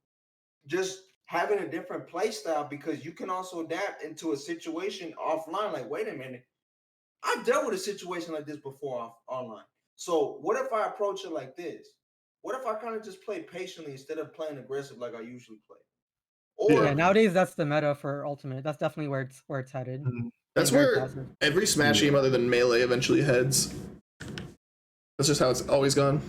Mhm. People will be like, But "Oh, this game is Smash 4 is slightly faster than Brawl. It's going to be aggressive." Oh, the meta is waiting for Limit with Cloud, camping for Banana with Diddy, and Zero to Deathing with Bayo, which is all very defensive. Yeah. And like, I think yeah, Ultimate will be more aggressive, but it'll definitely go there. but I think it'll be like the roles will be reversed too. Like if someone's playing it passive and then like, wait a minute, I could just be more aggressive on this side, So I think it'll be, in a way, it kind of helps too. Because I was gonna even say like Falcon gets neutered online, bro. You cannot do the stuff that you want to do offline. Like you He cannot do. loses a lot, but then he gains some really dumb things. Yeah, he's very glass cannon online, but also like you do have to play almost frame perfect with Falcon online, and that goes for a lot of characters. That's why you don't see MKLeo going Joker online because you have to be very tight on your frames online. Mhm. Hold on, I'll be right back. I gotta use the restroom. Bit. That But is. yeah, that's really true though. Same with Pit too. Like there's a lot of drag down stuff. I have to be adjusted to different kinds of input delay, specifically like depending on who I play against, and that's one of the hardest things. Just adjusting to delay or adjusting to like small little blips in Wi-Fi that you have to notice right on the spot can really affect your gameplay. Yeah, you have to adjust on the spot. It's almost like a stage hazard almost when the lag spikes come in. Exactly. And yo, shout outs like while we're on this topic, yo, shout outs to Chunky Kong saying that I'm carried by Inkling online. Yo, Inkling yeah. after taking a game off of him, he said that. What the um and he was Donkey Kong too. And I'm like, no, Inkling is shit online because of the same reasons you guys are mentioning. You have to be frame fuck? perfect with Inkling. Same thing for Pit for certain moves, same thing for Falcon. And it's like, yeah, That's why thanks for saying I'm carried, Chunky Kong. that's why All right, all right. Falcon. I didn't fall in. We're good. Chunky Kong is a weird guy. I will say that from talking to him. He is a very weird kid. And no disrespect to Chunky though, but that's why he got clapped when he played Fatality. You know what I'm saying? He thought he was gonna get it done, but he got clapped. You know what I'm saying? And it's funny that we mentioned like the Wi-Fi thing because I'll never forget when I'm not I see saying you, this chat. I as see a you, chat. fatality I know stat, you're but still this is here. just facts. When he played against Young Link on that first to 10 set, when it was the Wi-Fi just started, like when Wi-Fi started becoming prevalent, Homeboy asked him, "What did you think about the matchup?" He said, "You will change your mind when we play offline." Yuzu and Parsec, straight up, gave him the work. You know what I'm saying? So just I'm gonna just leave it at that, bro. I'm gonna just leave it at that. Nice. Local shocker. Youngling beats a DK. What? What? Crazy. That matchup is utter garbage for a giant hitbox monkey. What? What? No, that's even then though, DK is a good character. Honestly, yeah, I think DK is like solid mid tier. Same. People better than he's ever been, other than PM. Other than PM, he's crazy in PM. He's like top 10 in that game. People aren't ready for that conversation that DK is actually like at least mid tier. They're just not ready. Yeah. But they call DK a low tier. Yeah, they've always been people saying calling DK's him bottom 10. I hear people calling him bottom 10, dude. I get people calling him bottom 5. Back before Chunky Kong started getting results, people called him bottom 5, bro. I've heard that too. It's pretty wild. But I was just like, this character's not bad, especially like playing against DKs that adapted to me. It's way harder in that matchup. Like I feel like DK Pit's actually an even matchup. You know, I say it's probably even.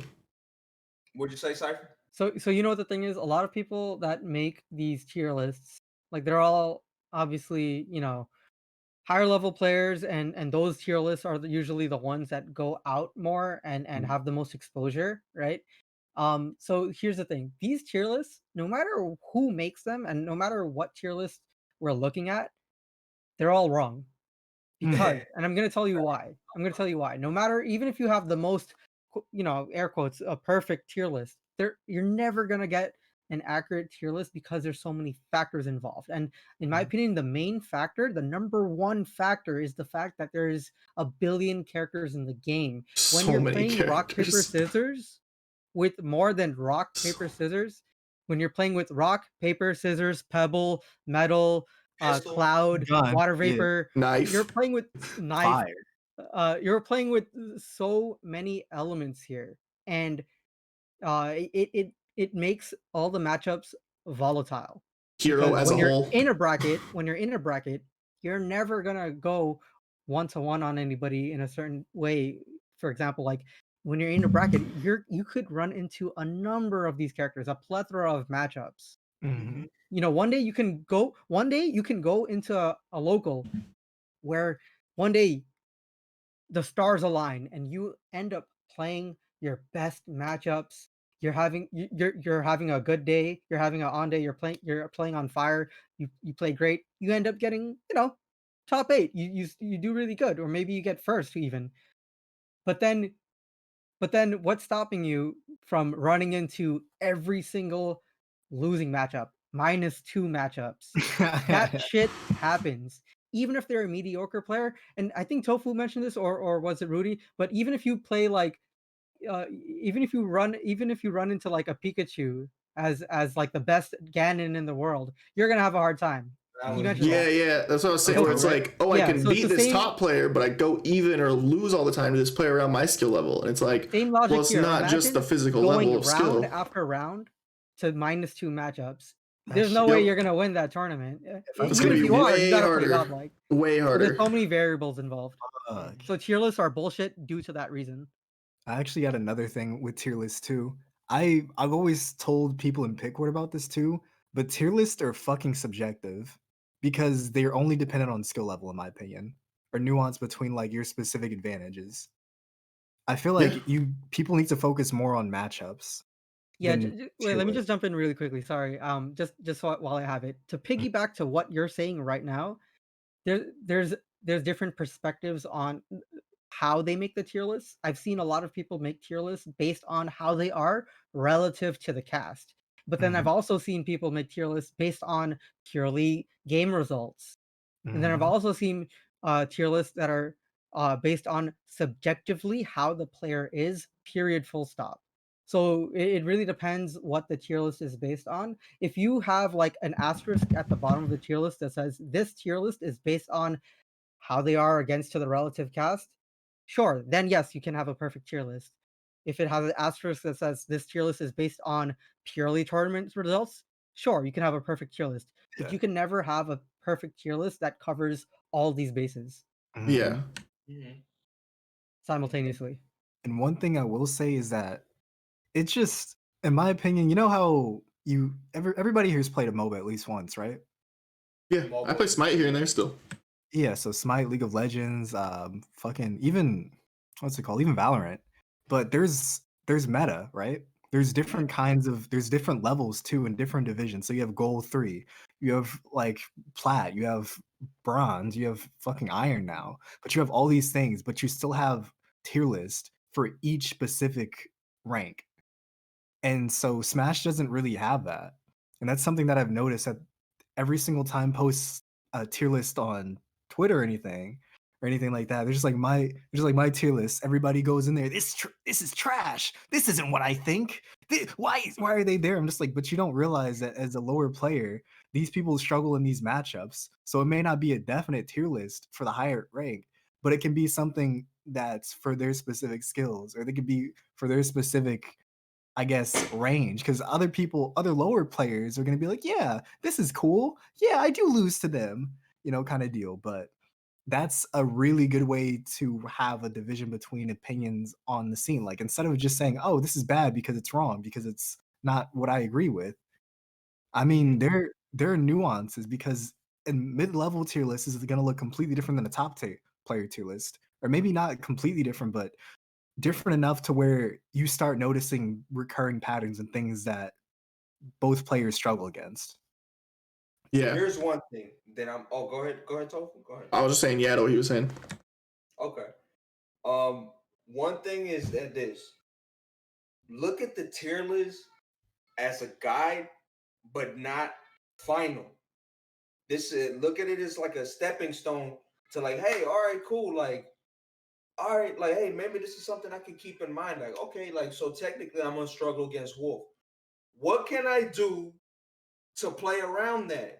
What are some of the things that I can do in neutral to put me in a better situation? You start asking yourself and just be like, oh God, I'm supposed to lose to this. Because, all right, perfect example. Falcon, Game & Watch.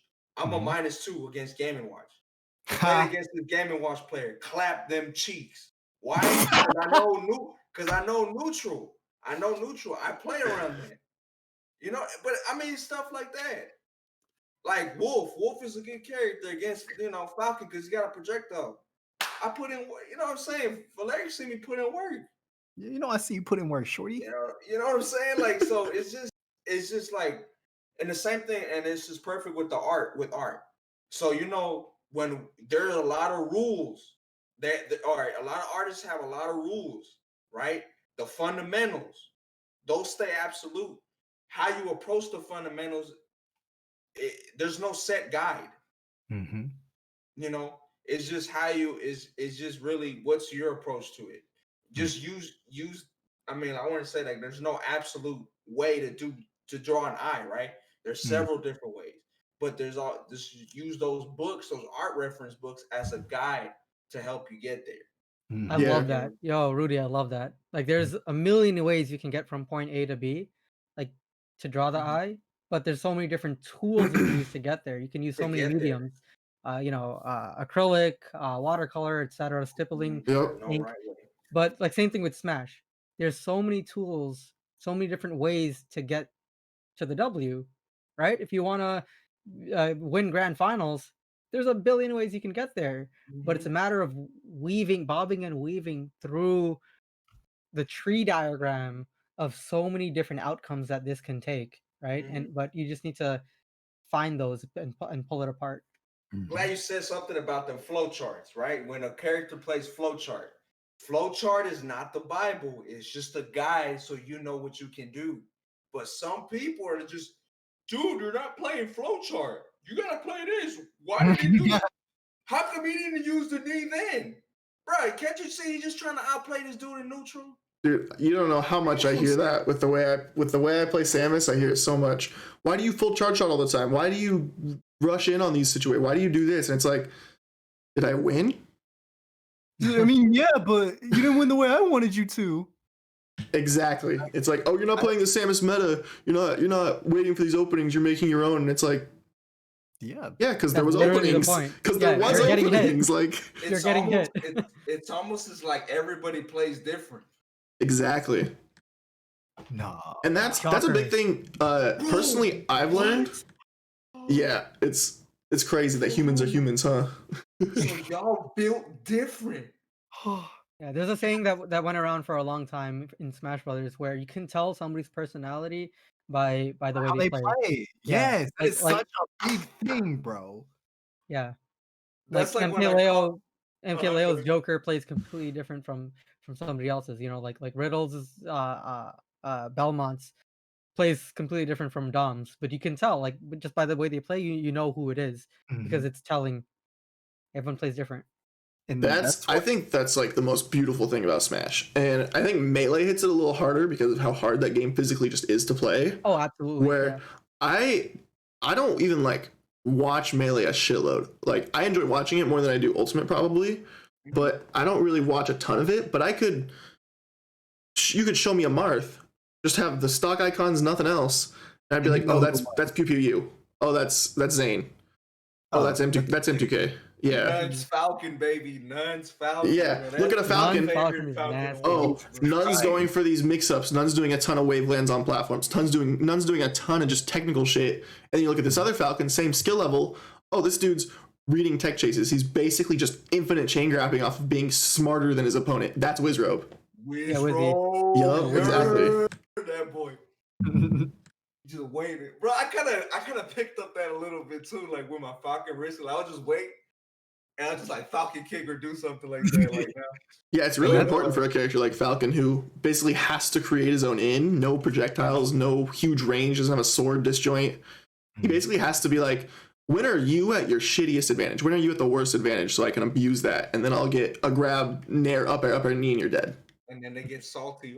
All Falcons do is his knee. Yeah, but the fact that he had to set up, he had to outplay you. And you get salty about it. Yeah, tough. All they do is just knee because all you do is DIN. That's what you should say. That's all you do is DIN. And that's what's so beautiful about Smash, in my opinion. Smash is a language because I can interpret how I'm feeling. And when you're playing against somebody with the same skill, you can make your opponent feel certain emotions based off your play. Once you're able to convey that deliberately every time, that's beautiful, man. I don't know what it is about that. But being able to do something really jank to somebody and then being like, what the like there are sometimes in Alaric neutral where I know he's feeling himself. Like I know he's swagging out, and I'm like, oh yeah, bro, you're really in your zone, huh? Yeah, you getting swagged out here. Okay. Oh my god, but because it was funny, like that the Twitter clip that you put out. That shit was hot. I know exactly who it was too. You knew exactly. That was funny. I called him out, like, bro, listen, I know it was, bro. That's what made it that much funnier, bro. It's just I know because I know Falcon ever played does that. So yeah, that's one thing that's funny is that you can really feel somebody out in neutral. Like just like when we played that neutral, bro, like it's just crazy because we legit trying to adapt at each other. You know, definitely. That's what's so great about platformers. Platform fighters are just there's combos, and obviously that's a big part of the game. If you're able to beat your opponent in neutral and do 60, and they're not doing combos and only doing 20 every time they win neutral, they obviously have to win it 3 times more than you. But that still comes back to how many times do I have to win neutral. In a traditional fighter, it's just about sometimes you're just getting one hit. Dragon Ball Super or Dragon Ball Fighters, you have all 3 characters left. You're gonna TKO somebody. There's a character on that if you're at high level, top level, one of your characters is getting TKO'd on one of the sides at the start of the game. That's how it's gonna go. So it's not as much neutral there, obviously. And that's what's great about Smash is it's player heavy as opposed to input heavy. That's something I really like about this game. Like it gives more time for you to actually play the game, if that makes sense. Welcome back, Brad. So one thing about traditional fighting games is I feel like there's a lack of when you have situations like that, it's more of just like a scope of skill, less as a community kind of thing, because you don't really get the you don't really get the immersion of actually playing a game to the point where every time that you are going to get your opponent off stage is going to be when you're pushing advantage. In a fighting game, it's just like, oh, I just beat the shit out of my opponent.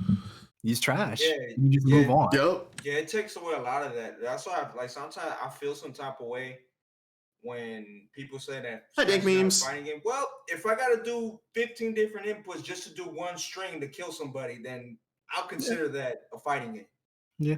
Just like you got to time your inputs in MVC3 and TOD somebody. You can do that in Smash, but there's more to it. You know, it's just little things like that. You know that you know, like you just people that don't really understand.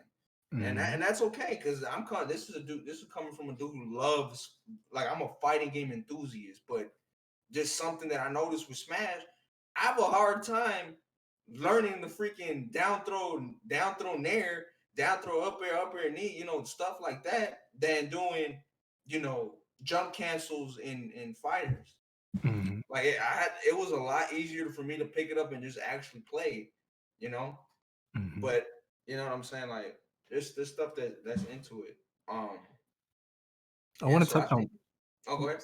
Sorry, no. Finish your thing. Finish your thing. No, I was done. Damn it! I was gonna say, how did you guys find your mains? I know Rudy. I know I talked with Rudy about that, but I'm just curious. Yeah, Tofu's smiling. How did you find your main, Tofu? So I've played Samus since the start of Smash 4. And it was really because at the time, like I said earlier, I realized, wow, I am garbage compared to these tournament players. I just went 1-2 with Marth and Fox a little bit, and I kind of got bodied. What can I do with a character that's just like, hey, let me get up there real quick? And I was playing Samus just in general against people and a little bit against my brother. And at the time, my brother was still playing Lucario from Brawl. And Lucario sucks in Smash 4 compared to Brawl. He's pretty good, but compared to Brawl, Lucario was like a good character in Brawl. And every time I would get to like 50%, 60%, and he would just be like, all right, well, I got to do something as Lucario. And the problem with that is Samus in early patches of Smash 4 could basically pseudo what you know earlier as just shine sparking someone, but the combo is just dash attack up air up B killed a lot of characters. Just killed from like 12%. And so I found that early, and then I think it was literally 1.3 or something, like not even 6 months after the game, they nerfed the up B. They nerfed it by making the last hit have set knockback, but overall less growth knockback.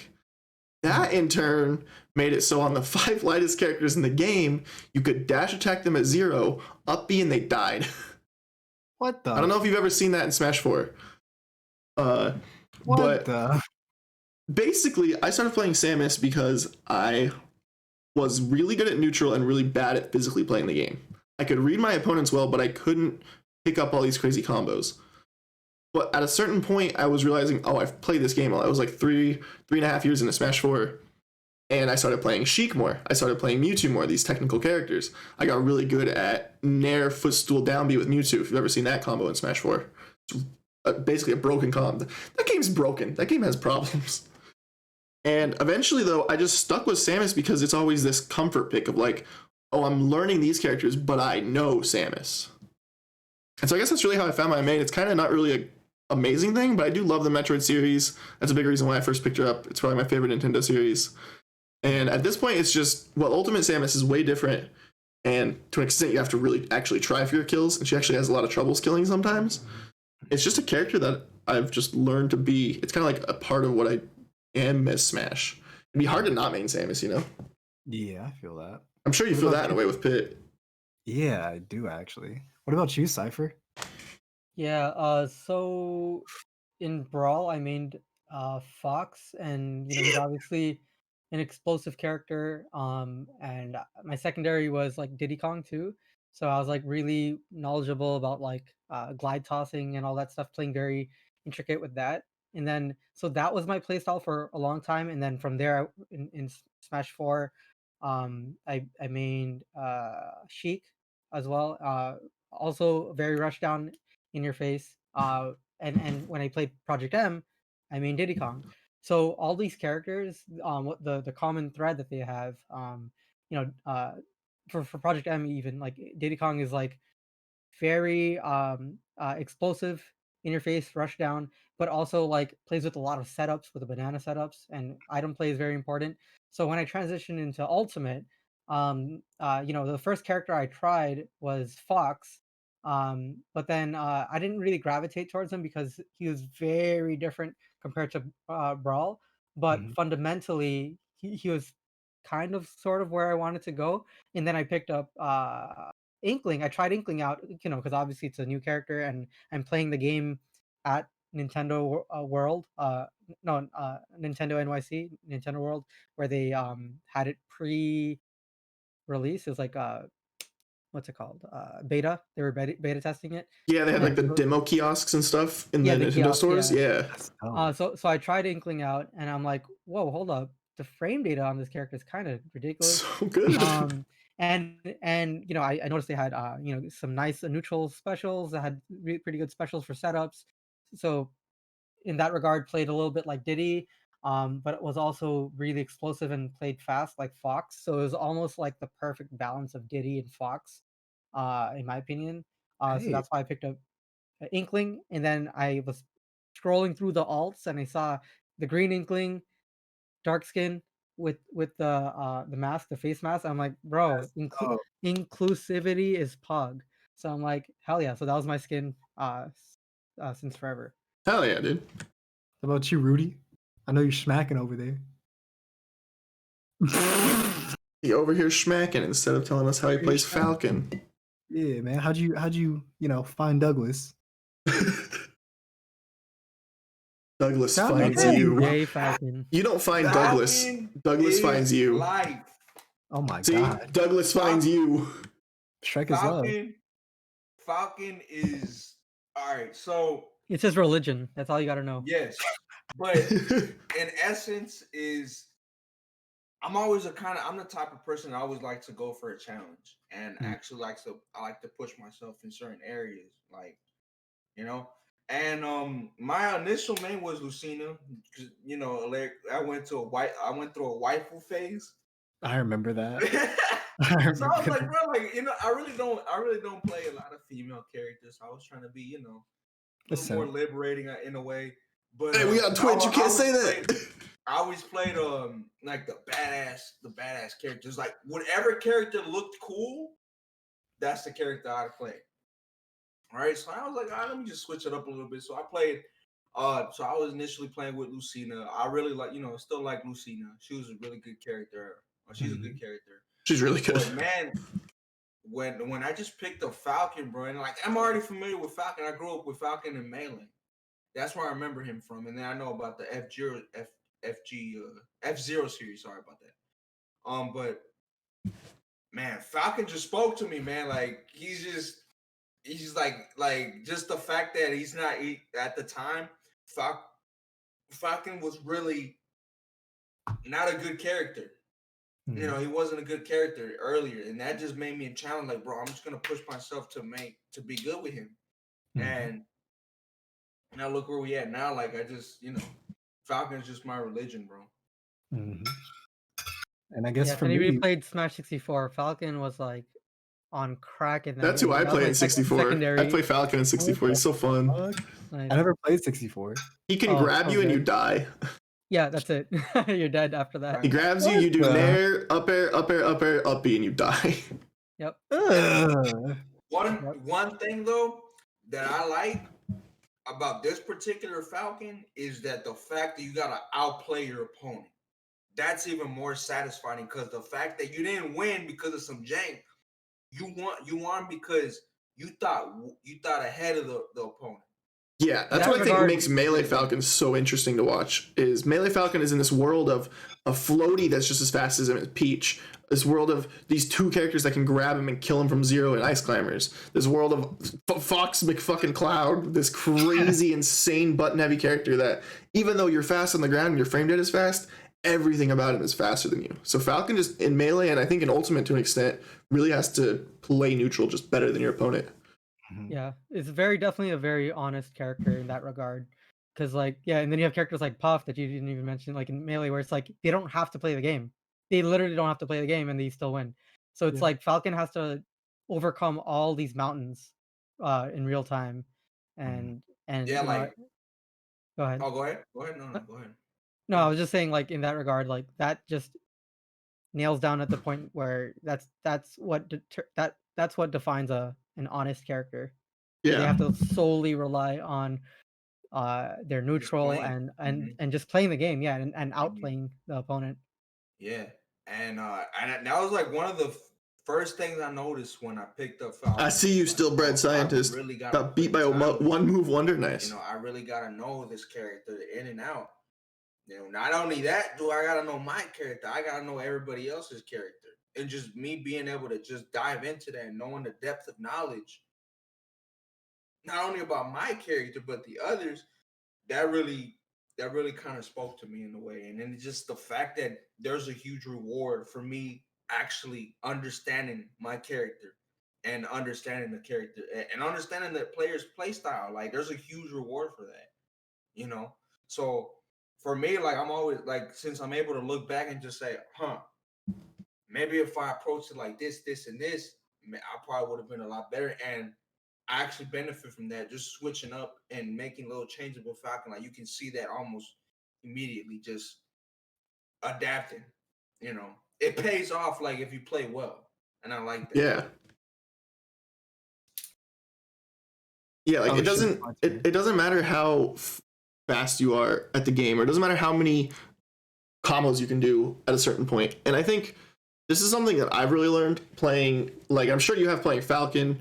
And just playing Samus, especially online, you're not allowed to get in on people sometimes, because online you can just nair out of shit. You can just hit an aggressive button. You can rapid jab out of stuff. So many people's jabs are like frame 3 in this game. So when you find this neutral against someone, I've played so many ice climbers that they could do whatever they wanted and touch me and die because they're so physically good at the game. But they, for some reason, get hit by every charge shot I'm shooting. And it's like, why aren't they using their shield? Why aren't they doing this? It's because all they've been doing to get good at the character is sit in the lab and do that zero death over and over again on a standing still, no DI, probably like Chrom or Falcon. So it's, you can do it. That's something where neutral in this game is so heavy, because even just that can sway an entire game against someone who's physically really good. But yeah. Oh shit, wait, Pit, right. You guys ready to hear about how I picked up Pit? Go for it. Yes, please. Oh fuck. I thought you already did it. That's why I waited. No. That's why. No, I haven't even said my shit yet. Oh. No. Right. So the dude that basically played Smash with me all through high school, we were just playing. I was having a character crisis for a bit, and I actually played the game not really that seriously at the start of college. So that was like 2018 when it first came out. And so I played like Jigglypuff, I played Plant, I played a fuck ton of weird characters. I get over, and then me and Soel are just playing characters. Soel's playing random at this point and just going through and just beating my ass. But I'm like, I need to figure out a character. He whips out Pit. Then he just starts saucing me. I'm like, hold on. I like how you beat me with that character. And so it just kind of elevated to that. After that, I'd been playing the character since like November, and went to my first tournament, started developing skills and shit, just really, really getting a lot better. And I realized this character is the most fun character I've ever played in any Smash game. Like the freedom I could do with arrows and just play around whatever I wanted, like it was so rewarding to me. And that was back when Pit was shit. Like you think his down air was bad. You think it's bad now. That thing did not kill even at like 100 off stage. Like it was really, really bad. And so that after that got buffed, I was just like, yeah, cool. And I think there was like one other thing. Right when I started streaming too, probably a month in, Pit got buffed again. I'm just like, oh, it's over with. And so that's when I really, really got into it. And so yeah, that's where I be. But I got my man said, I enjoy getting beat by Pit. I wonder how it feels to beat ass with Pit. Exactly. I'm just like, maybe other people will enjoy getting their ass beat by my Pit. Yeah. And they do. They do, which is weird. Yeah. But I got one more thing. What was the subject for character analysis? Just because I know you guys mentioned that it was Samus week. Yeah. So I guess it would be. Oh yeah, I do play that character, I guess. In your stream, yeah. Yeah. I think it'll be a perfect, I guess, outro. Just to talk about, especially because people. For me specifically, just hi Cammy, welcome back. All right. Put it like this: when you were labbing Samus, what were some of the things that you were looking for? Like, how did you approach learning the character? Honestly, it's weird because to answer those questions, I can't use Samus. I've just consistently played her, and eventually, and she's one of my favorite characters to watch as well. But I don't think I've ever sat in the white screen lab with her for more than 10 minutes. But I have put dozens of hours into labbing Pokemon Trainer, or dozens of hours into labbing even Daisy, because I really like playing her. And just being able to know how to do her stuff is really fun. But with Samus, she's a character that is so, and I know this is such a cliched word, but she's so fundamental in the way she plays. She's not hard to physically play. She's hard to play against an opponent. If someone doesn't know how to fight Samus, it's easy money, I guess. But the people that understand how to fight against Samus make the world so much harder for Samus mains. Because once you understand how to fight her, she gets put out of her comfort zone. You understand what you need to do to pressure her. I can be as aggressive as I want, but I can't box better than a Pikachu. I can't box better than a Fox. I can't even box better than Snake to an extent, and he's another zoner. Mm-hmm. So just understanding that and like how to make someone not be able to get in while still trying to use back air, use nair, use aggressive options is something that I personally have worked a lot on. But I don't think it's really just sitting in the lab. I think that's finding an opponent and then just analyzing what they're going to do to give you those openings over and over and over again. Also, playing the Ditto definitely does help. I think the Ditto helps a lot. I wouldn't necessarily like when I talk about like just labbing, it's just like having that, just initially picking up the knowledge. Like, all right, what are some of the basics that I got to look for when picking up the character? You know what I'm saying?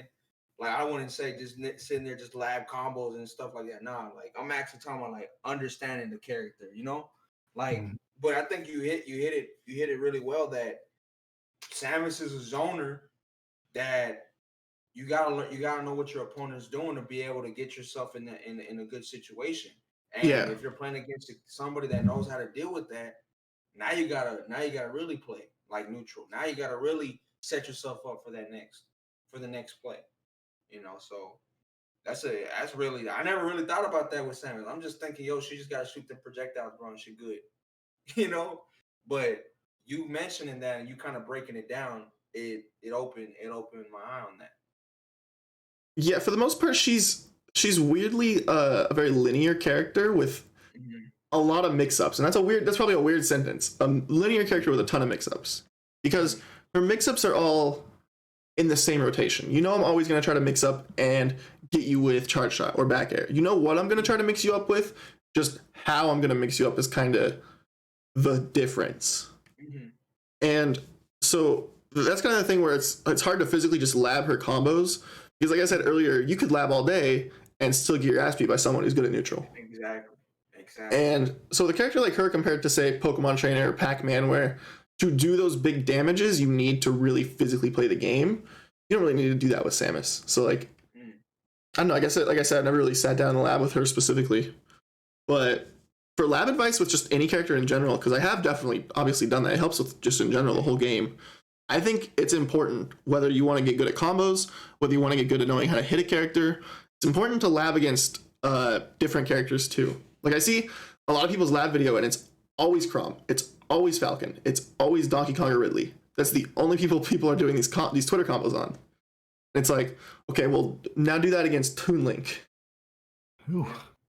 Now go do that against Pichu. You can, it's still a true combo, but it's 10 times harder now because of how small these characters are.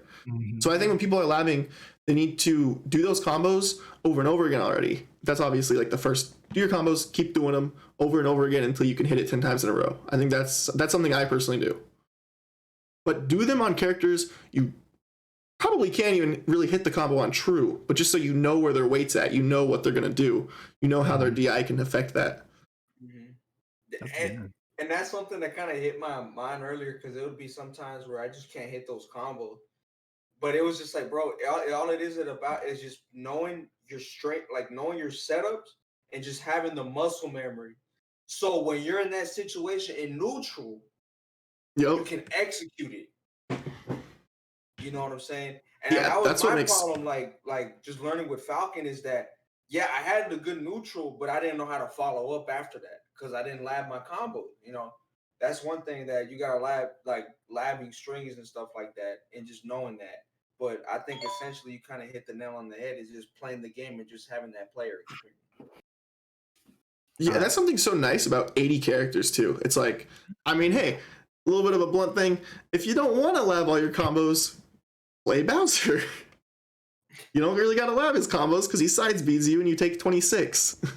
So, or you take like, I think it's like 21, but it's still a lot for one move. He's only got to hit you 5 times and he's fast and he's like this. But the negative side of that is you have to be dummy and neutral if you fight someone who's got a lot of combos. If you fight a Pikachu or a Falco as Bowser, if you don't have a good neutral, you're taking 90 every time you get touched. Yep. All right. So yeah, I think that's everything. Shit. Yeah. Any Really good discussions. Thoughts, what are they called? There was like a saying. You want to do chat questions maybe? Sure, if they Anybody want in to. the chat got questions? I saw some cool stuff. I saw Gabe said this was back when we were talking about our mains. He said the way I find my main was from Brawl. I played Sonic, and when I played Subspace, I thought Pit was really cool, so I played him. So that's dope. Then Mighty Fox Lover said, to be honest, like I could never find the right character that could fit my playstyle. And then I finally got to King K. Rool, and he fit me so well. And then Banjo came out, and I said I was done, and these are my mains, and that's all. They fit with me. They fit with how I played so well. My friends hate how I play, but I'd rather let them be mad than play characters I can't fit the way I play. So, could I jump in on that one? So we were talking a lot about just like characters and our strong suits and playing. What did Lars ask you guys? It sounded like, and obviously, if you're really good at neutral, you're going to play with characters that are very neutral based and rely on that. Like for Falcon, for example, you've got to have strong neutral game in order to excel. For like projectile characters, you've got to know the flow chart of like, what are all the different ways my opponent can counter my game, and how do I go a step further and punish them for coming in, things like that.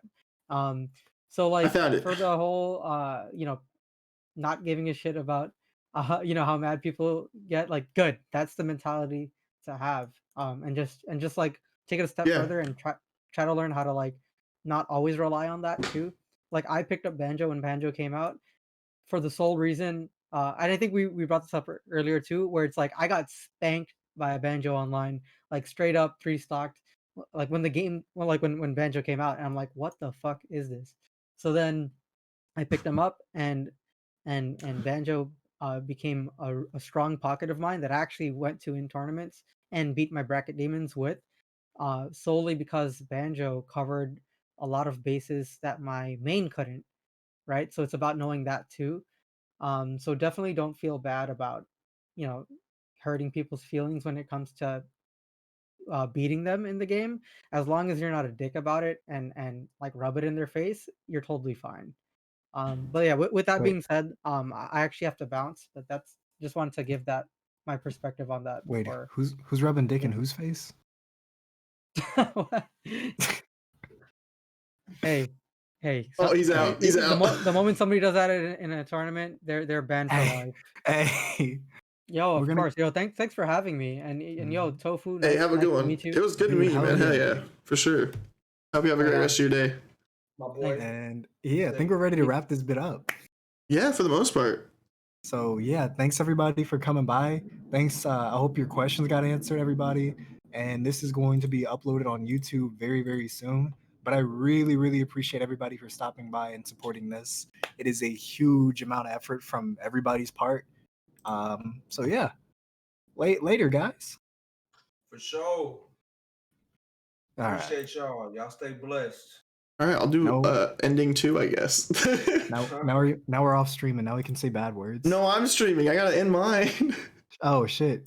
Poop. Yeah. Thanks for watching, guys. I've never really done anything like this. I hope these guys enjoyed having me at least. And definitely. Yeah. I might be live later today for anyone that's still watching with just some open arena for some Smash. And I was gonna say, Alaric, if you ever want to play, dude, hit me up. I do a thing on my stream called Smash Dojo. I'm sure you've seen a couple times. I'd love to sit down. We can get some good friendlies for a couple hours, just to have a good one. Maybe do like a 1st to 5 or something during it. We both stream it. Good content, easy content. Yeah, I'd be down too. Hell yeah, dude. We could do. Yeah, I usually do them with like 2 to 4 people. All of us just either streaming or in voice chat, hanging out. Sounds good to me. Good. But you're part of the Galactic Federation, my guy. We got you. That's a good name. But yeah. Yeah. Dude, me and RJ were making that for hours. That's a good name. I like that. I'm not gonna lie.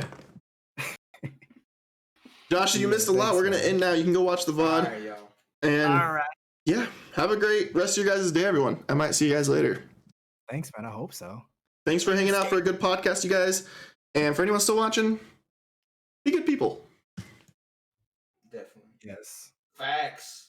Yes. Facts.